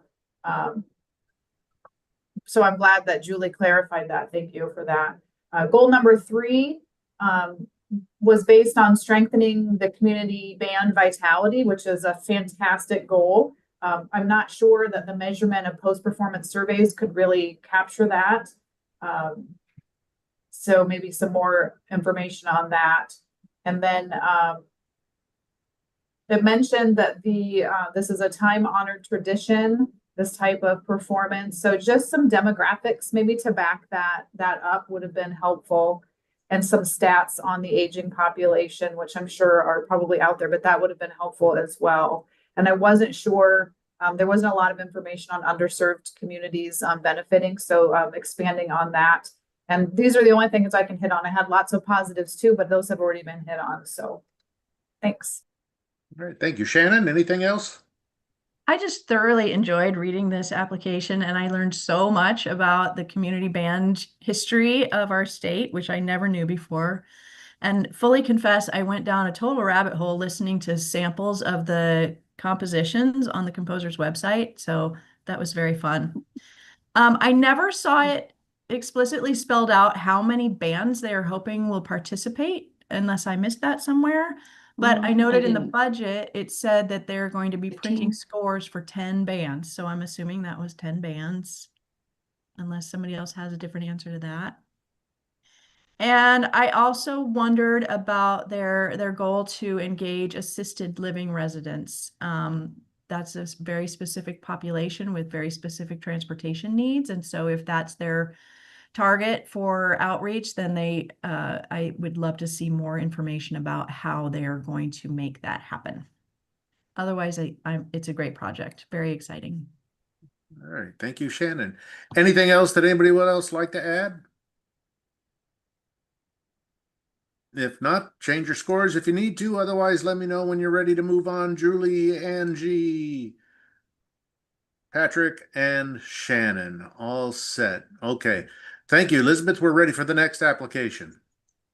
Okay, our next application is from Partners for Livable Omaha. This grant application will help pay for performing arts judges, a professional MC, and production crew for Omaha Mobile Stage's 2026 Youth Talent Show events at La Vista Pavilion and in downtown Omaha for Dance Night. An estimated 1,000 people from the Omaha Metro will attend the shows. Grant funds requested will be used to pay the show's professional judges, MC, and production crew. All right, thank you. Julie, you're up again. Well, this was certainly a different type of grant application for me, but I found it very creative and interesting and enjoyed reading it. And it does apply to all of the standards, meeting the needs of the Omaha community. But the amateur talent competition is for all, so it's kind of hard to judge the artistic quality. But I guess what we're judging are the bios of the professional judges, the MC, and the production crew. So that's the artistic quality. And the manager as well, coming from Washington, D.C. and having done things like this before. And you could just see the passion, I would say, for this type of project in the writing of the grant. And so that's always appreciated, especially in the arts. In 25, the series was hosted in partnership with the civic and arts leaders in Douglas, Sarpy, and Potawatomi counties. And it's kind of an outlet. It fills a need, I guess, for young people on stage to show their abilities and build confidence. And they created the series because the Omaha Parks Department had a legacy program from 1952 to 2011. So there's a history of this show wagon type performance group, I guess, that brought together hundreds of people and thousands of audience members. And so the Omaha Mobile Stage Youth Talent, this is the first time I ever heard about it, and it was in existence for a long time. So that's why I said I really enjoyed reading the grant. And I go kudos to the grant writer because it was an amazing final report for 2025 with demographics, survey impacts, participants, the graphs, even graphs documenting the impact on artists participating and series support. That gained this short life based on partial program put on by the Parks Department. So the detailed spreadsheet was also appreciated. The timeline had specific tasks and the person responsible were listed. Under outreach and engagement, I had it documented increasing access to the areas through the mobile talent shows, increasing self-esteem, which, that's a subjective, qualitative analysis. And there was definitely economic development because I liked how they put in, the arts are always trying to create that a scenario of local economics because they said that $52 at the concession stand, either food trucks or the concession stands was spent by individuals attending to boost the local economy. They measured growth in opportunity by growth in the talent competition participants over the years, the number of attendees, and evaluated their social media impact. And they had participants from 60 different schools. So to me, it really did have an impact, and there is a need. And like I said, it was just an interesting project that I didn't know anything about. So I was happy to read about. All right. Thank you. And the secondary reviewer is Angie. What are your thoughts? So I agree with Julie. This is just unique and something that I was not aware of. So it was interesting to read about this. And I did like that they included, which she did also mention, that there's 60 different schools and art studios, and I believe 37 zip codes. Those are small details that are helpful in a grant application. I felt like the details were comprehensive, showed it's unique. And I really like the tie-in, as Julie mentioned, to the Omaha's history as well and the previous program through the Parks and Rec. The survey details that were included were helpful. The samples were really good. I also appreciated the follow-up report. That was a good inclusion. And I thought that even though they have not selected the artist, there was some good information in the artist not selected area or section. I thought the goals were a nice set of goals. And I like that the measurement numbers are included in the evaluation portion. Again, just curious of those who choose not to participate, if they're gathering some sort of information or evaluating that in any manner.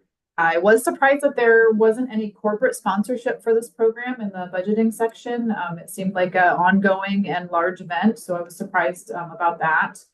And I thought it was an interesting breakdown of the demographics. I noticed that the series is designed for youth and arts, which I think is there's just a big need for that. But I was also wondering about those not involved in arts, or that don't feel that they're artistic or creative, but maybe they are, they just don't realize it. But how I feel like this program could impact them, but that wasn't really shown in the narratives. I did like the use of quotes in the impact section. But some are stronger than others. So just kind of a word of caution. If you don't really have a really strong one, maybe leave it out. And I just wondered if there's any in-person outreach opportunities, like the ideas that they were visiting different communities, and good support documents. A letter or video from a participant would have been a nice touch. Thank you. Patrick, do you have anything you'd like to add? When it comes to the planning and evaluation, the goals are clearly stated, but I didn't really see a true measurement tool for goal number 2. And that's probably the most difficult one to really measure. I also they provide amazing demographic information, but I'm still not clear on what underrepresented populations they truly are strategically engaging. Again, just offering something for free doesn't mean people are going to come to it. So what are they doing to get the people there, especially those of the underrepresented populations? And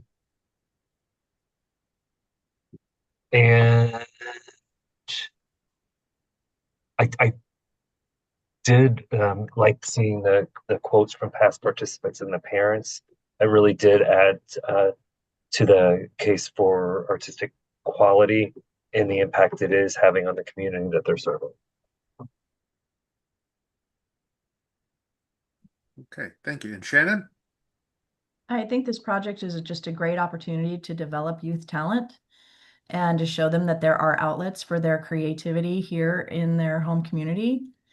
And I was very happy to see that the participation demographics are more diverse than the overall community demographics. So that speaks to their ability to reach underserved or communities that have had less access to arts experience. In their goal section, I didn't really feel like a tourism goal is relevant to this application. That felt to me like something that was more applicable to a different government entity in the area, their application. So just putting that out there as a thought. And I had the same question about the budget with no corporate support because one of their work samples from a couple of years ago had a long list of sponsors, but there were no sponsorship dollars in their budget. So that's something that might bear some explanation. And I applaud their use of social media because that is absolutely the way they're going to reach their demographic, their target demographic of those the young performers. So that's all I had. That was additional. Okay, thank you. Anything else anybody else would like to add? If not, change any scores. Otherwise, thumbs from Patrick, Shannon, Julie, and Angie. All right, we're about 10 minutes till the hour. Anybody feeling the need to take a break, or do you want to get one more in before we take a break? One more, one more. All right, very good then. Elizabeth will tackle the next application, please. Our next application is from River City Mixed Chorus. This grant application will help support production expenses for the River City Mixed Chorus's Spring 2026 concert, considering Matthew Shepard, at the Orpheum on April 25th, 2026. An estimated 1,400 people will attend the performance. Any grant funds awarded will help pay the instrumentalists who provide the live score for the performance and to purchase sheet music. All right, thank you. And one more time, Julie, you are the primary reviewer on this application. Thank you. The artistic quality, again, Dr. Bryland from Creighton, a music professor there for many years, his accompanist, and Mr. Witt, been a church choral director for many years and teaches music also at Creighton. So I felt the quality of the productions for River City Mixed Chorus are quite high.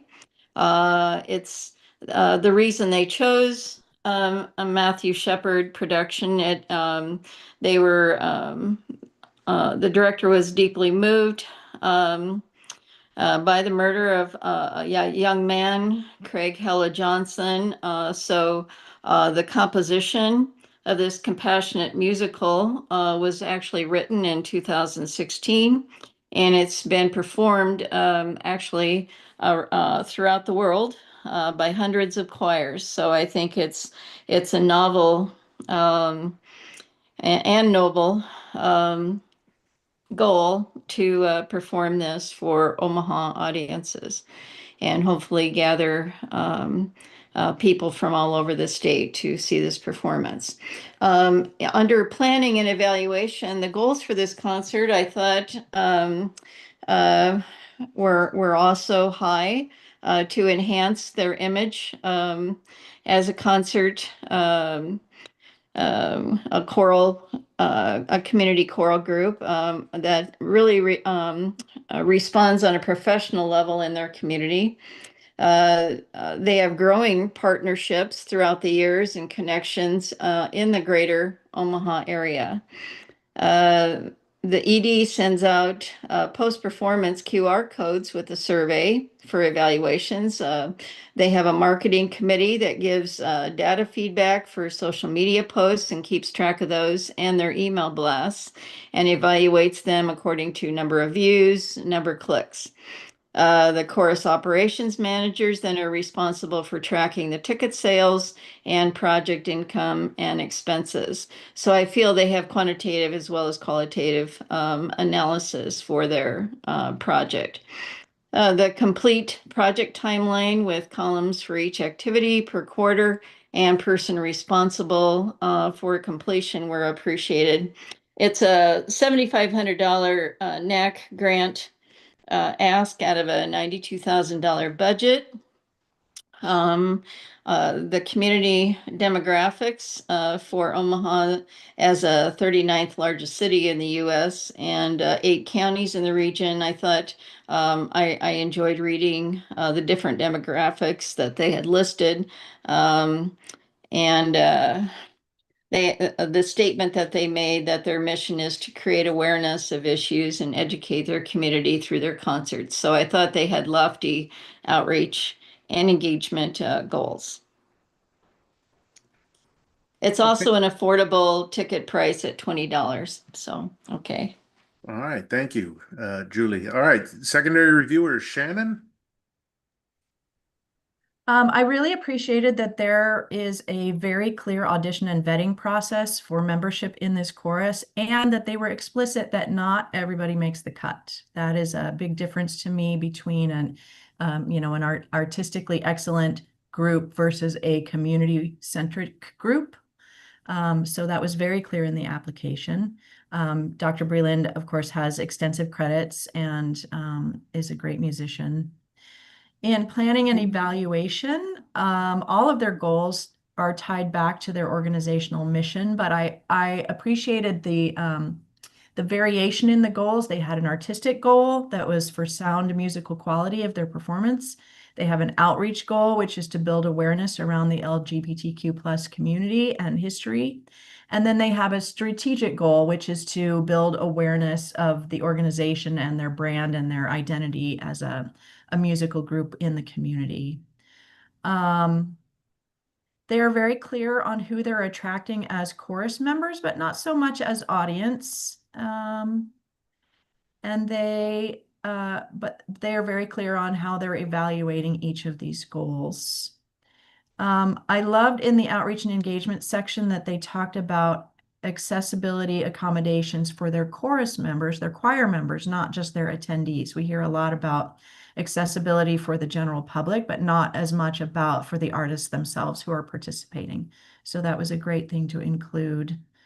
And they have some longstanding partnerships in the community, one for rehearsal space, and other for programming activities around concerts. So great project, great application, really well crafted.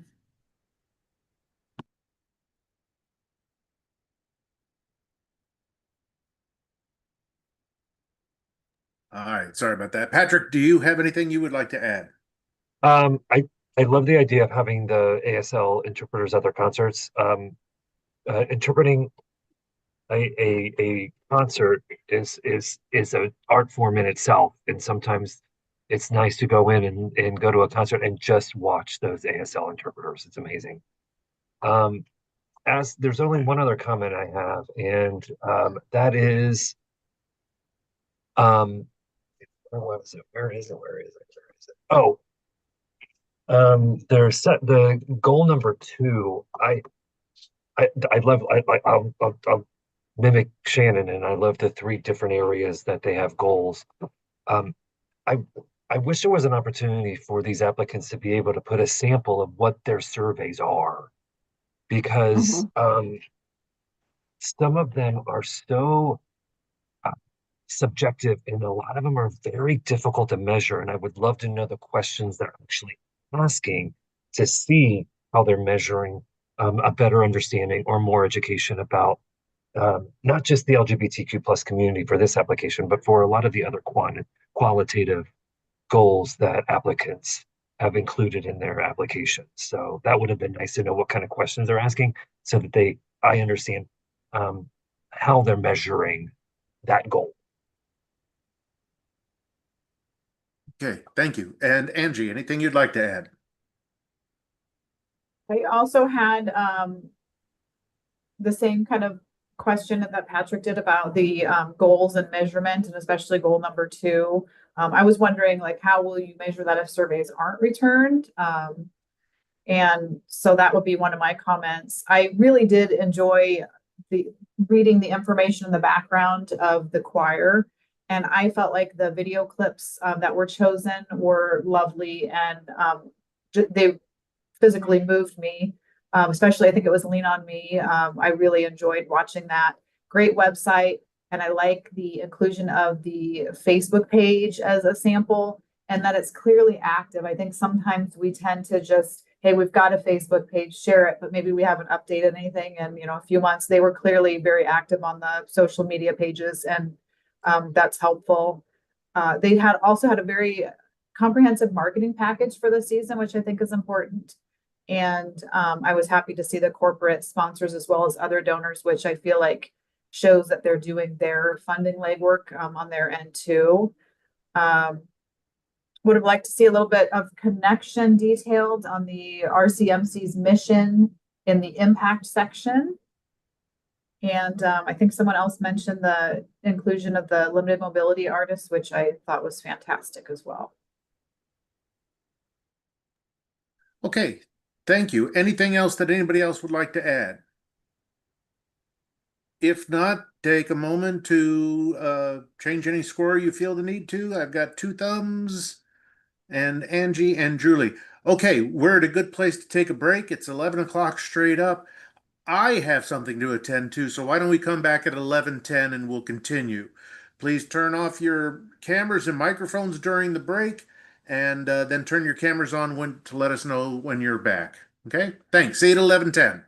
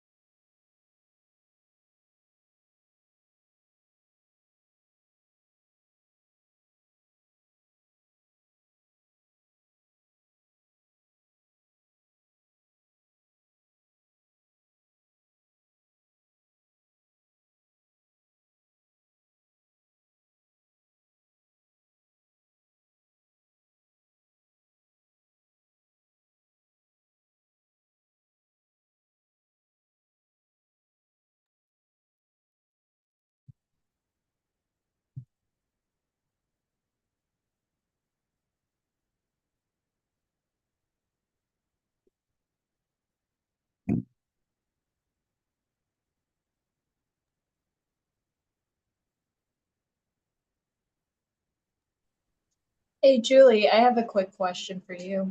Yes, That the ceramics pieces that are behind you, are those by Eric Stearns? they most certainly are. Did you That's go to Down awesome. College or something? I didn't, but in high school, I went to school in Lincoln, and he Uh-huh. did a presentation for my ceramics class when I was in high school.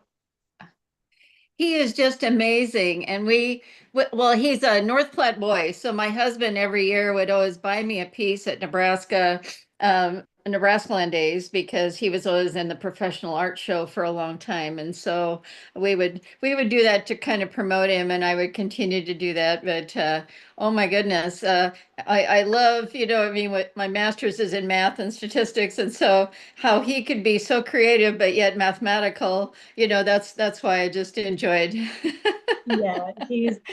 He's awesome. I really, Yes, you and know, and he comes back every once in a while to Prairie Arts Center to share his many talents with all of us. But it was just something that I noticed in your background. Yep. yeah, oh, okay. Yeah. Yeah, we have quite a few. Yeah, but good. I'm glad you knew who he was. Okay, we are in the home stretch. Four more applications to get through, and I see everybody back. So I think we're ready to go on to Salt Creek Song Festival.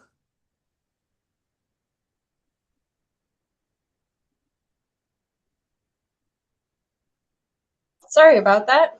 I'm back. Can everybody hear me? Okay. Yep.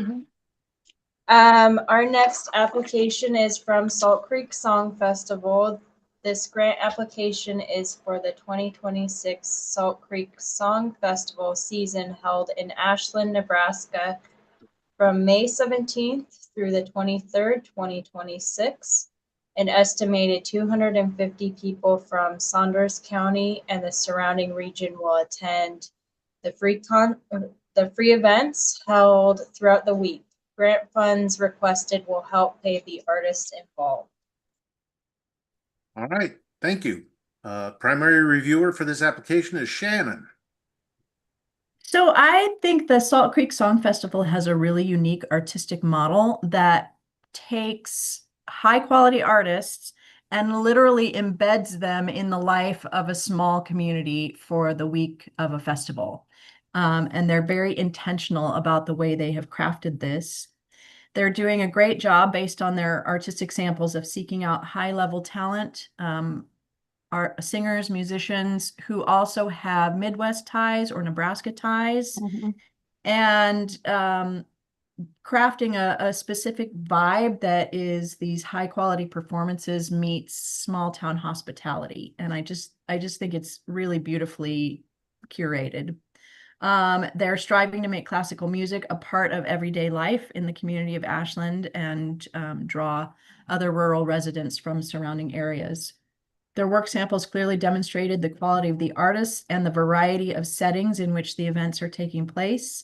And the process for selecting artists is fairly clear. Could use a little more explanation. In planning and evaluation, the administrators all have ample experience both as performers and also leading and coordinating nonprofit performing arts events. They have clear goals and strategies for this project, and they have plans in place to improve their data capture and strengthen their evaluation methods this cycle. They're soliciting feedback from audience members, business partners, and participating artists. I did have confusion around their project timeline. I think it either was a past year's timeline or one from a past year that only got partially updated because there were references to 2024 dates and 2025 dates that were mixed in with future dates. So that's just a detail area that needs more focus. Their timeline also didn't specify who was responsible for what, even though there are multiple administrators on the project. The budget is clear and seems mostly realistic. I do think it is really unfortunate that 22% of their expense is going toward portable toilet rental. That seems really skewed to me that that large a percentage of their cost is for that particular item. Um, I don't know if there's a way for them to negotiate a lower cost there, but I would highly recommend they try to find an alternate solution there.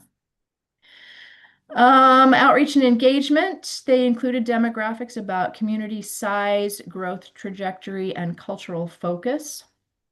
The festival's intentional about being both artistically elevated and accessible, and there are many opportunities for community members to have personal interactions and mix and mingle with artists at coffee shops and local establishments to create a sense of belonging for everybody, both the local community and the artists who are coming in. They have a multi-layered marketing plan that includes both traditional tactics and also more grassroots efforts.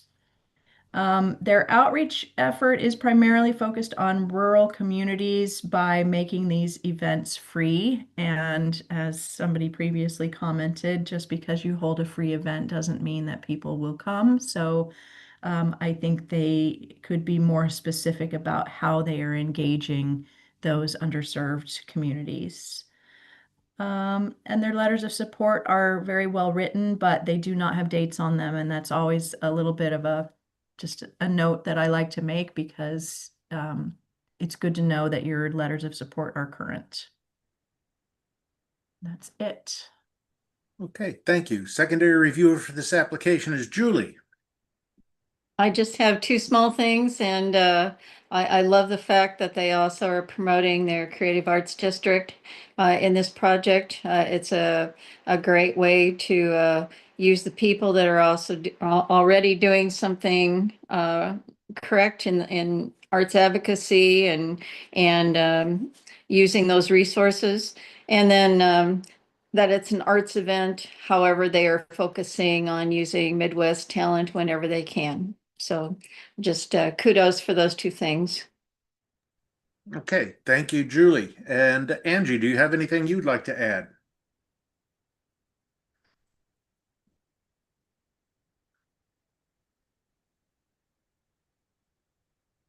You're muted. Sorry about that. No problem. I think everything has, let me scroll through here. I think most of my things have been already captured. I don't have any ads on this one. Okay, thank you. Patrick, anything from you? I just want to third the celebrating local and regional talent. I love that, along with the national talent. And I also want to second the idea that they acknowledge that they have a hole in their data collection and they're trying to do something about it. I like that. Very good. Okay, thank you. Anything from anybody else?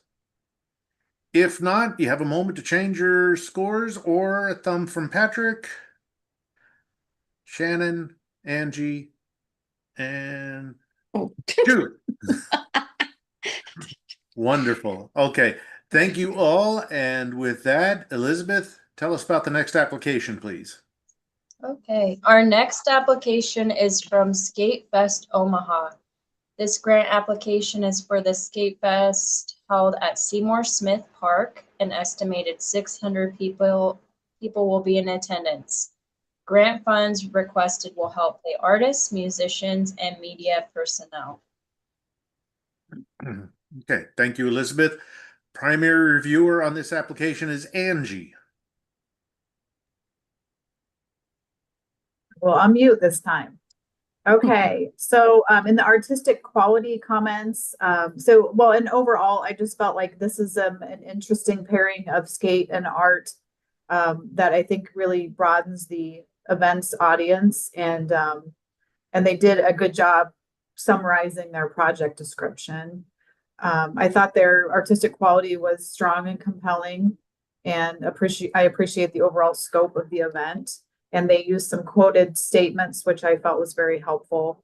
I would like a little bit more detail on inclusivity in the application for participating artists, as well as the skate competition. And in their annual report, which was a great piece to include, maybe a breakdown of statistics for each event might have helped there as well. It might just give some more insight into the engagement and the reach of the project itself. Was looking for some clarification on when the call for artists occurs. I wasn't sure on that. This timeline can be kind of important for understanding the planning and the participation process. And maybe I just missed something there. I appreciate that their focus is inspiring youth and young adults to pursue their passions and recognize alternative ways to do that. Again, wanted some clarification on the inclusivity measures. They mentioned BIPOC representation, but maybe something beyond that would have been helpful to some evaluation methods to fully capture those inclusive impacts. I like the outreach to schools, and especially their use of reaching out to schools for volunteers, I thought was really nice. I like the explanation on the location. They had some good information on that, and their outreach and engagement strategy was pretty strong overall. Again, on demographic groups, some information beyond, I think they mentioned like white and Latino audiences, but where beyond that are they capturing and reaching out? The mentorship opportunities was really a nice thing to read about. And again, the school outreach is really robust. They did have some useful information on diversity in their engagement section. And I was curious on whether or not there's ADA accessible, creative, or skate related activities to ensure full participation. They noted a little bit, but maybe some expansion on that would be nice. Overall, I thought the outreach was substantial and very thoughtful. Thank you. Secondary reviewers, Patrick? Yes, I really like this project. I like them acknowledging and spotlighting the connection between skateboarding and the arts and how it's been intersecting since the beginning of the skateboarding history. I think that like Angie said, that quote in there, I mean, that person could have wrote a letter of support too. I mean, it was just a good quote to have in the narrative. It seemed like their qualitative goals were a little lofty, so it may be difficult to directly measure. So I would like to have seen some of examples of the questions that they were asking to measure the inspiration that the youth and young adults gain from this and use this as an alternative path to success.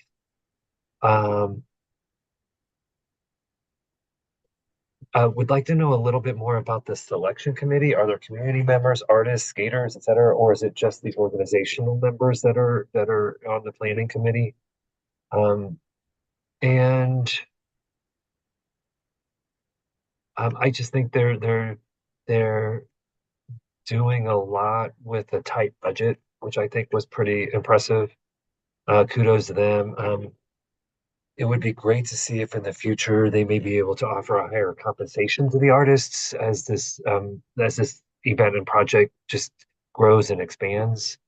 Other than that, I thought it's a really neat project. Yeah.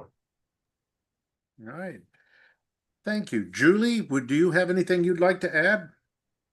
No, just, it was very interesting, all these nonprofits coming together, to promote the arts in a unique way. And, if they won't come to the arts, then the arts should go to them. So I just think it's another great creative idea of celebration. So Very nice. And Shannon? Here, Julie. That's great.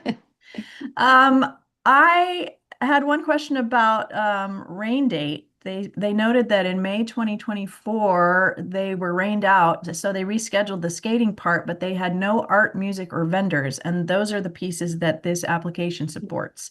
So is there a rain plan for the future if that happens again? On their budget, I would recommend that they add a portion of staff time as allowable in that budget because they ended up, their costs are relatively low, which means their request amount is relatively low. And they are kind of discounting the staff time that goes into making this project happen. And I applaud their grassroots marketing efforts, which seem to be working for them and seem to be reaching their target participants. That's all I had. All right, thank you. Anything else anybody would like to add? If not, take a moment to change your score if you need to, or thumbs up from Patrick, Julie, Shannon, and Angie, and we are ready to move on to the next application. Elizabeth. Our next application is from TBD Dance Collective. This grant application is for the spring summer performance by TBD Dance Collective at Glacier Creek Preserve in June 2026. Any funds awarded will pay the dancers and musicians who will be performing live during the performance. Thank you. Primary reviewer for this application is Julie. I don't know if you guys knew I was a master gardener and that we owned farmland, but boy, I thought another creative idea. Never really thought of, sometimes when we have attended some of the tall grass things here outside of Lincoln, they've incorporated a few arts things, but nothing as massive as this. And I didn't realize that Glacial Creek Preserve, was available there in the Upper Omaha area. So this multidisciplinarian, that's all I can say, live music, dance, movement, costumes, and they're making it interactive. And it gives the paid performers another opportunity for these professional artists in the area that receive little arts. And usually when you're, preserve areas, you're having a lot of those, studying the tall grass and nature preserves, for other reasons. And it's so nice to incorporate the arts in this. The administrator has been a dance choreographer for a lot of years, so I felt artistic quality in the administration as well as the artistry would be amazing because this company has done other projects, and this is just another creative way to get these professional musicians out in another area, and they will be positioned along the path, to have this interactive experience with trail goers the whole way. It's definitely on my bucket list. I have to make sure that we make it to this. So, again, a very creative, interactive arts experience for the audience. It works closely and collaborates with the Preserve, which is another outreach for them. So I think a reason, to be very supportive of anything, because we're looking for outreach and engagement. They did have a detailed timeline given with lofty goals. And I felt the analysis, there was qualitative and quantitative. There's tracking for their planning. There's no cost to attend. However, you can get tickets online so that they, can kind of plan. And then they also get guest demographic information by making them get a ticket online. So that's probably a good idea. Glacier Preserve is in the Bennington area, and like I said, I was not aware of it. I should have been, but it's not real specific as to how they're going to be reaching out to the underserved.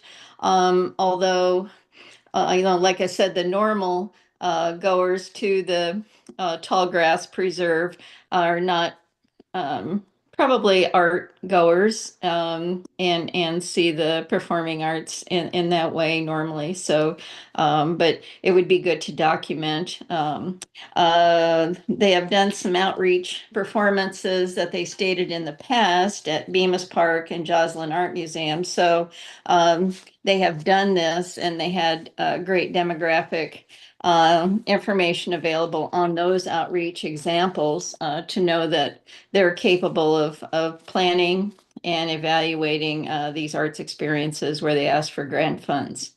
That's what I have. All right, thank you. Secondary reviewer is Angie.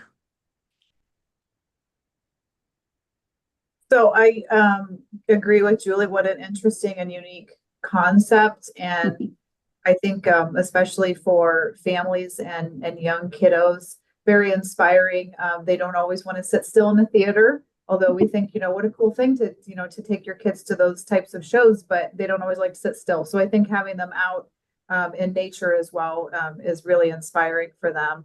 I like the use of the local Nebraska-based artists, and the samples that they included really helped me understand the mission and the concept of the project and the program. I like that they already had some of their evaluation questions thought out, and we know we talked in other applications that seeing those questions can be really helpful. Not just saying you're going to measure something broad, but seeing how the specific questions is really helpful. I like to see the partnership between TBD and the preserve. And I felt like the timeline was really well thought out. I was wondering how donations are raised. I think in the budget it mentioned donations. And sometimes that can just really help the application as well. It shows that you've got some buy-in and you've done your legwork for raising funds. So maybe including information on that is helpful. And this one, I also didn't see any corporate sponsorships and was surprised, such a unique concept that I was surprised to see that. There was a branding and marketing campaign, which is later discussed in the narrative, not in the section, I believe. And I think the budget showed it at $750, which to me isn't really enough to support designing and creating a brand. So I just had questions on that. And there weren't a lot of demographic details included.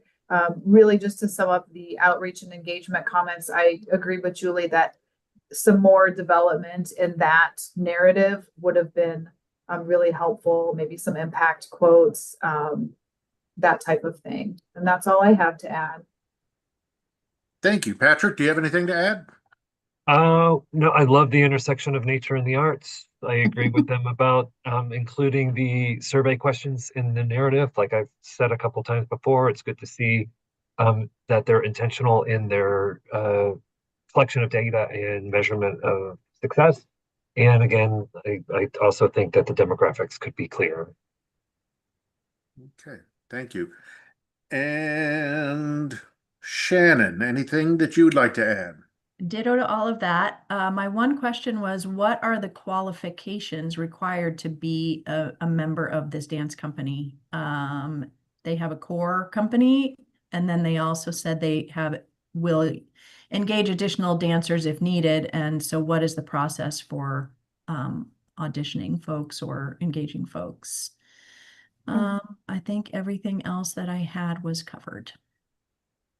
Okay, thank you. Anything else from anybody? If not, take a moment or two to change any scores, or I see a thumb from Angie, Patrick, Shannon, and Julie. All right, we come to the last application to be considered today. Elizabeth, tell us about this one. Okay, our next application is from Wakefield Progressive.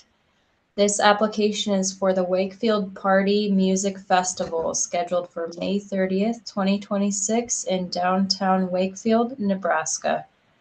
The event will feature a diverse lineup of musicians and performers creating a vibrant celebration of culture, music, and community.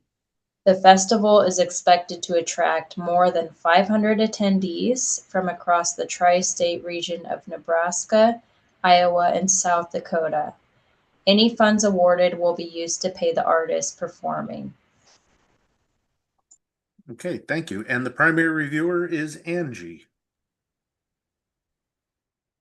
I thought the Wakefield party application was really, the description made it really easy for me to visualize, which for me as a reviewer is really important. I think it's always something that applicants need to remember is that panelists haven't necessarily been to your community, or maybe you don't know it, but this one made me really understand and visualize the project, which was really helpful for me. Really like the raffle component where there's profits that support the local theater. I thought that was interesting.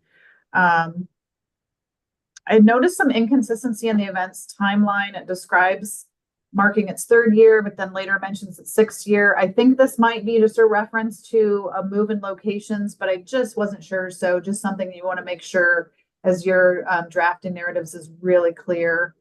And the artistic quality section was fairly compelling for me. I thought it was pretty detailed. And again, I could really envision the event. See, the outreach and engagement section was strong. I like the demographic information and the event's flexibility that they note, like that they can adjust locations. And I like that they mentioned the use of professional stages. I don't think that that is always something that people consider. And I speak from experience in a town where we have music in the park, and we're building an amphitheater there now, but previously musicians would be on like the truck bed, essentially like a semi truck bed, and there's some safety issues there, and it's certainly not good for your park and things like that. So I really like that they're considering the professional stage to be of importance. I thought they were clear in stating their practices and had some concrete examples. Looked like they were adapting and pivoting in response to feedback, which I think is a good thing. And I like that they provide translated materials. And it sounded like they were successful in attracting attendees from outside the community. I thought the use of the giveaways and the discounted tickets was nice. Just curious of what percentage of the local community participates versus outside. I think that would be interesting to include. You certainly don't want something that the community maybe doesn't want, but everyone around you does. So that would have been some helpful information. And curious whether transportation ever poses a challenge. But I thought they also had some strong outreach strategies.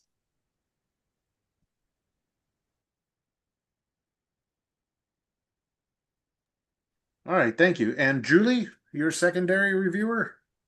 Yes, I want to give several shout outs to the group that wrote this because through their efforts in planning, they've boosted their interest by 2.5 times, and they're celebrating, diversity and inclusivity. I didn't realize that Wakefield was a large Hispanic community, 48.5%. So I think it's great that they're using AI to track the visitor traffic in the downtown area, and that, it's also, more or less boosting the local economy.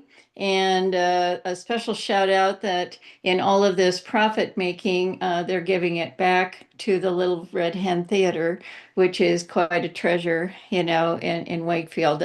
I certainly know, being a part of a lot of nonprofits and trying to raise funds to keep our little treasures in our communities, that's a very important fact. And so thank you for doing that. She mentioned almost everything here. I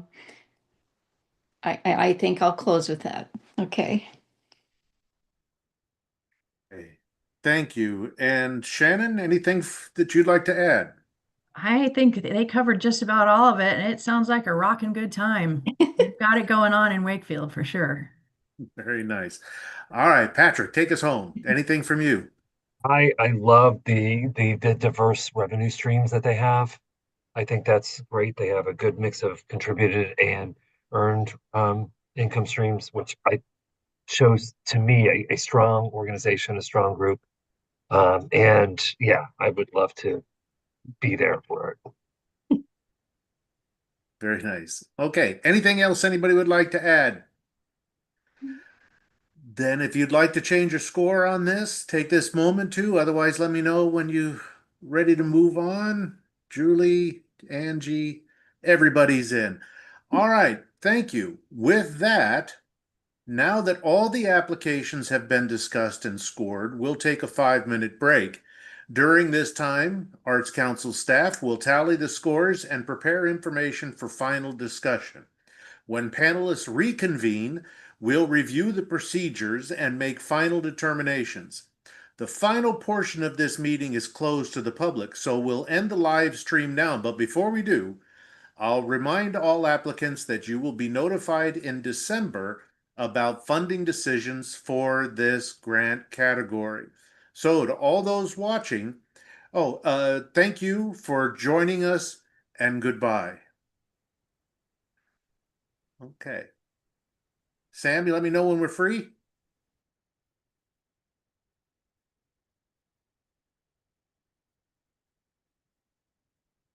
All right, well, I think I can continue. Panelists. All right, thank you, Sam. Panelists, this will be the last time you can adjust your scores.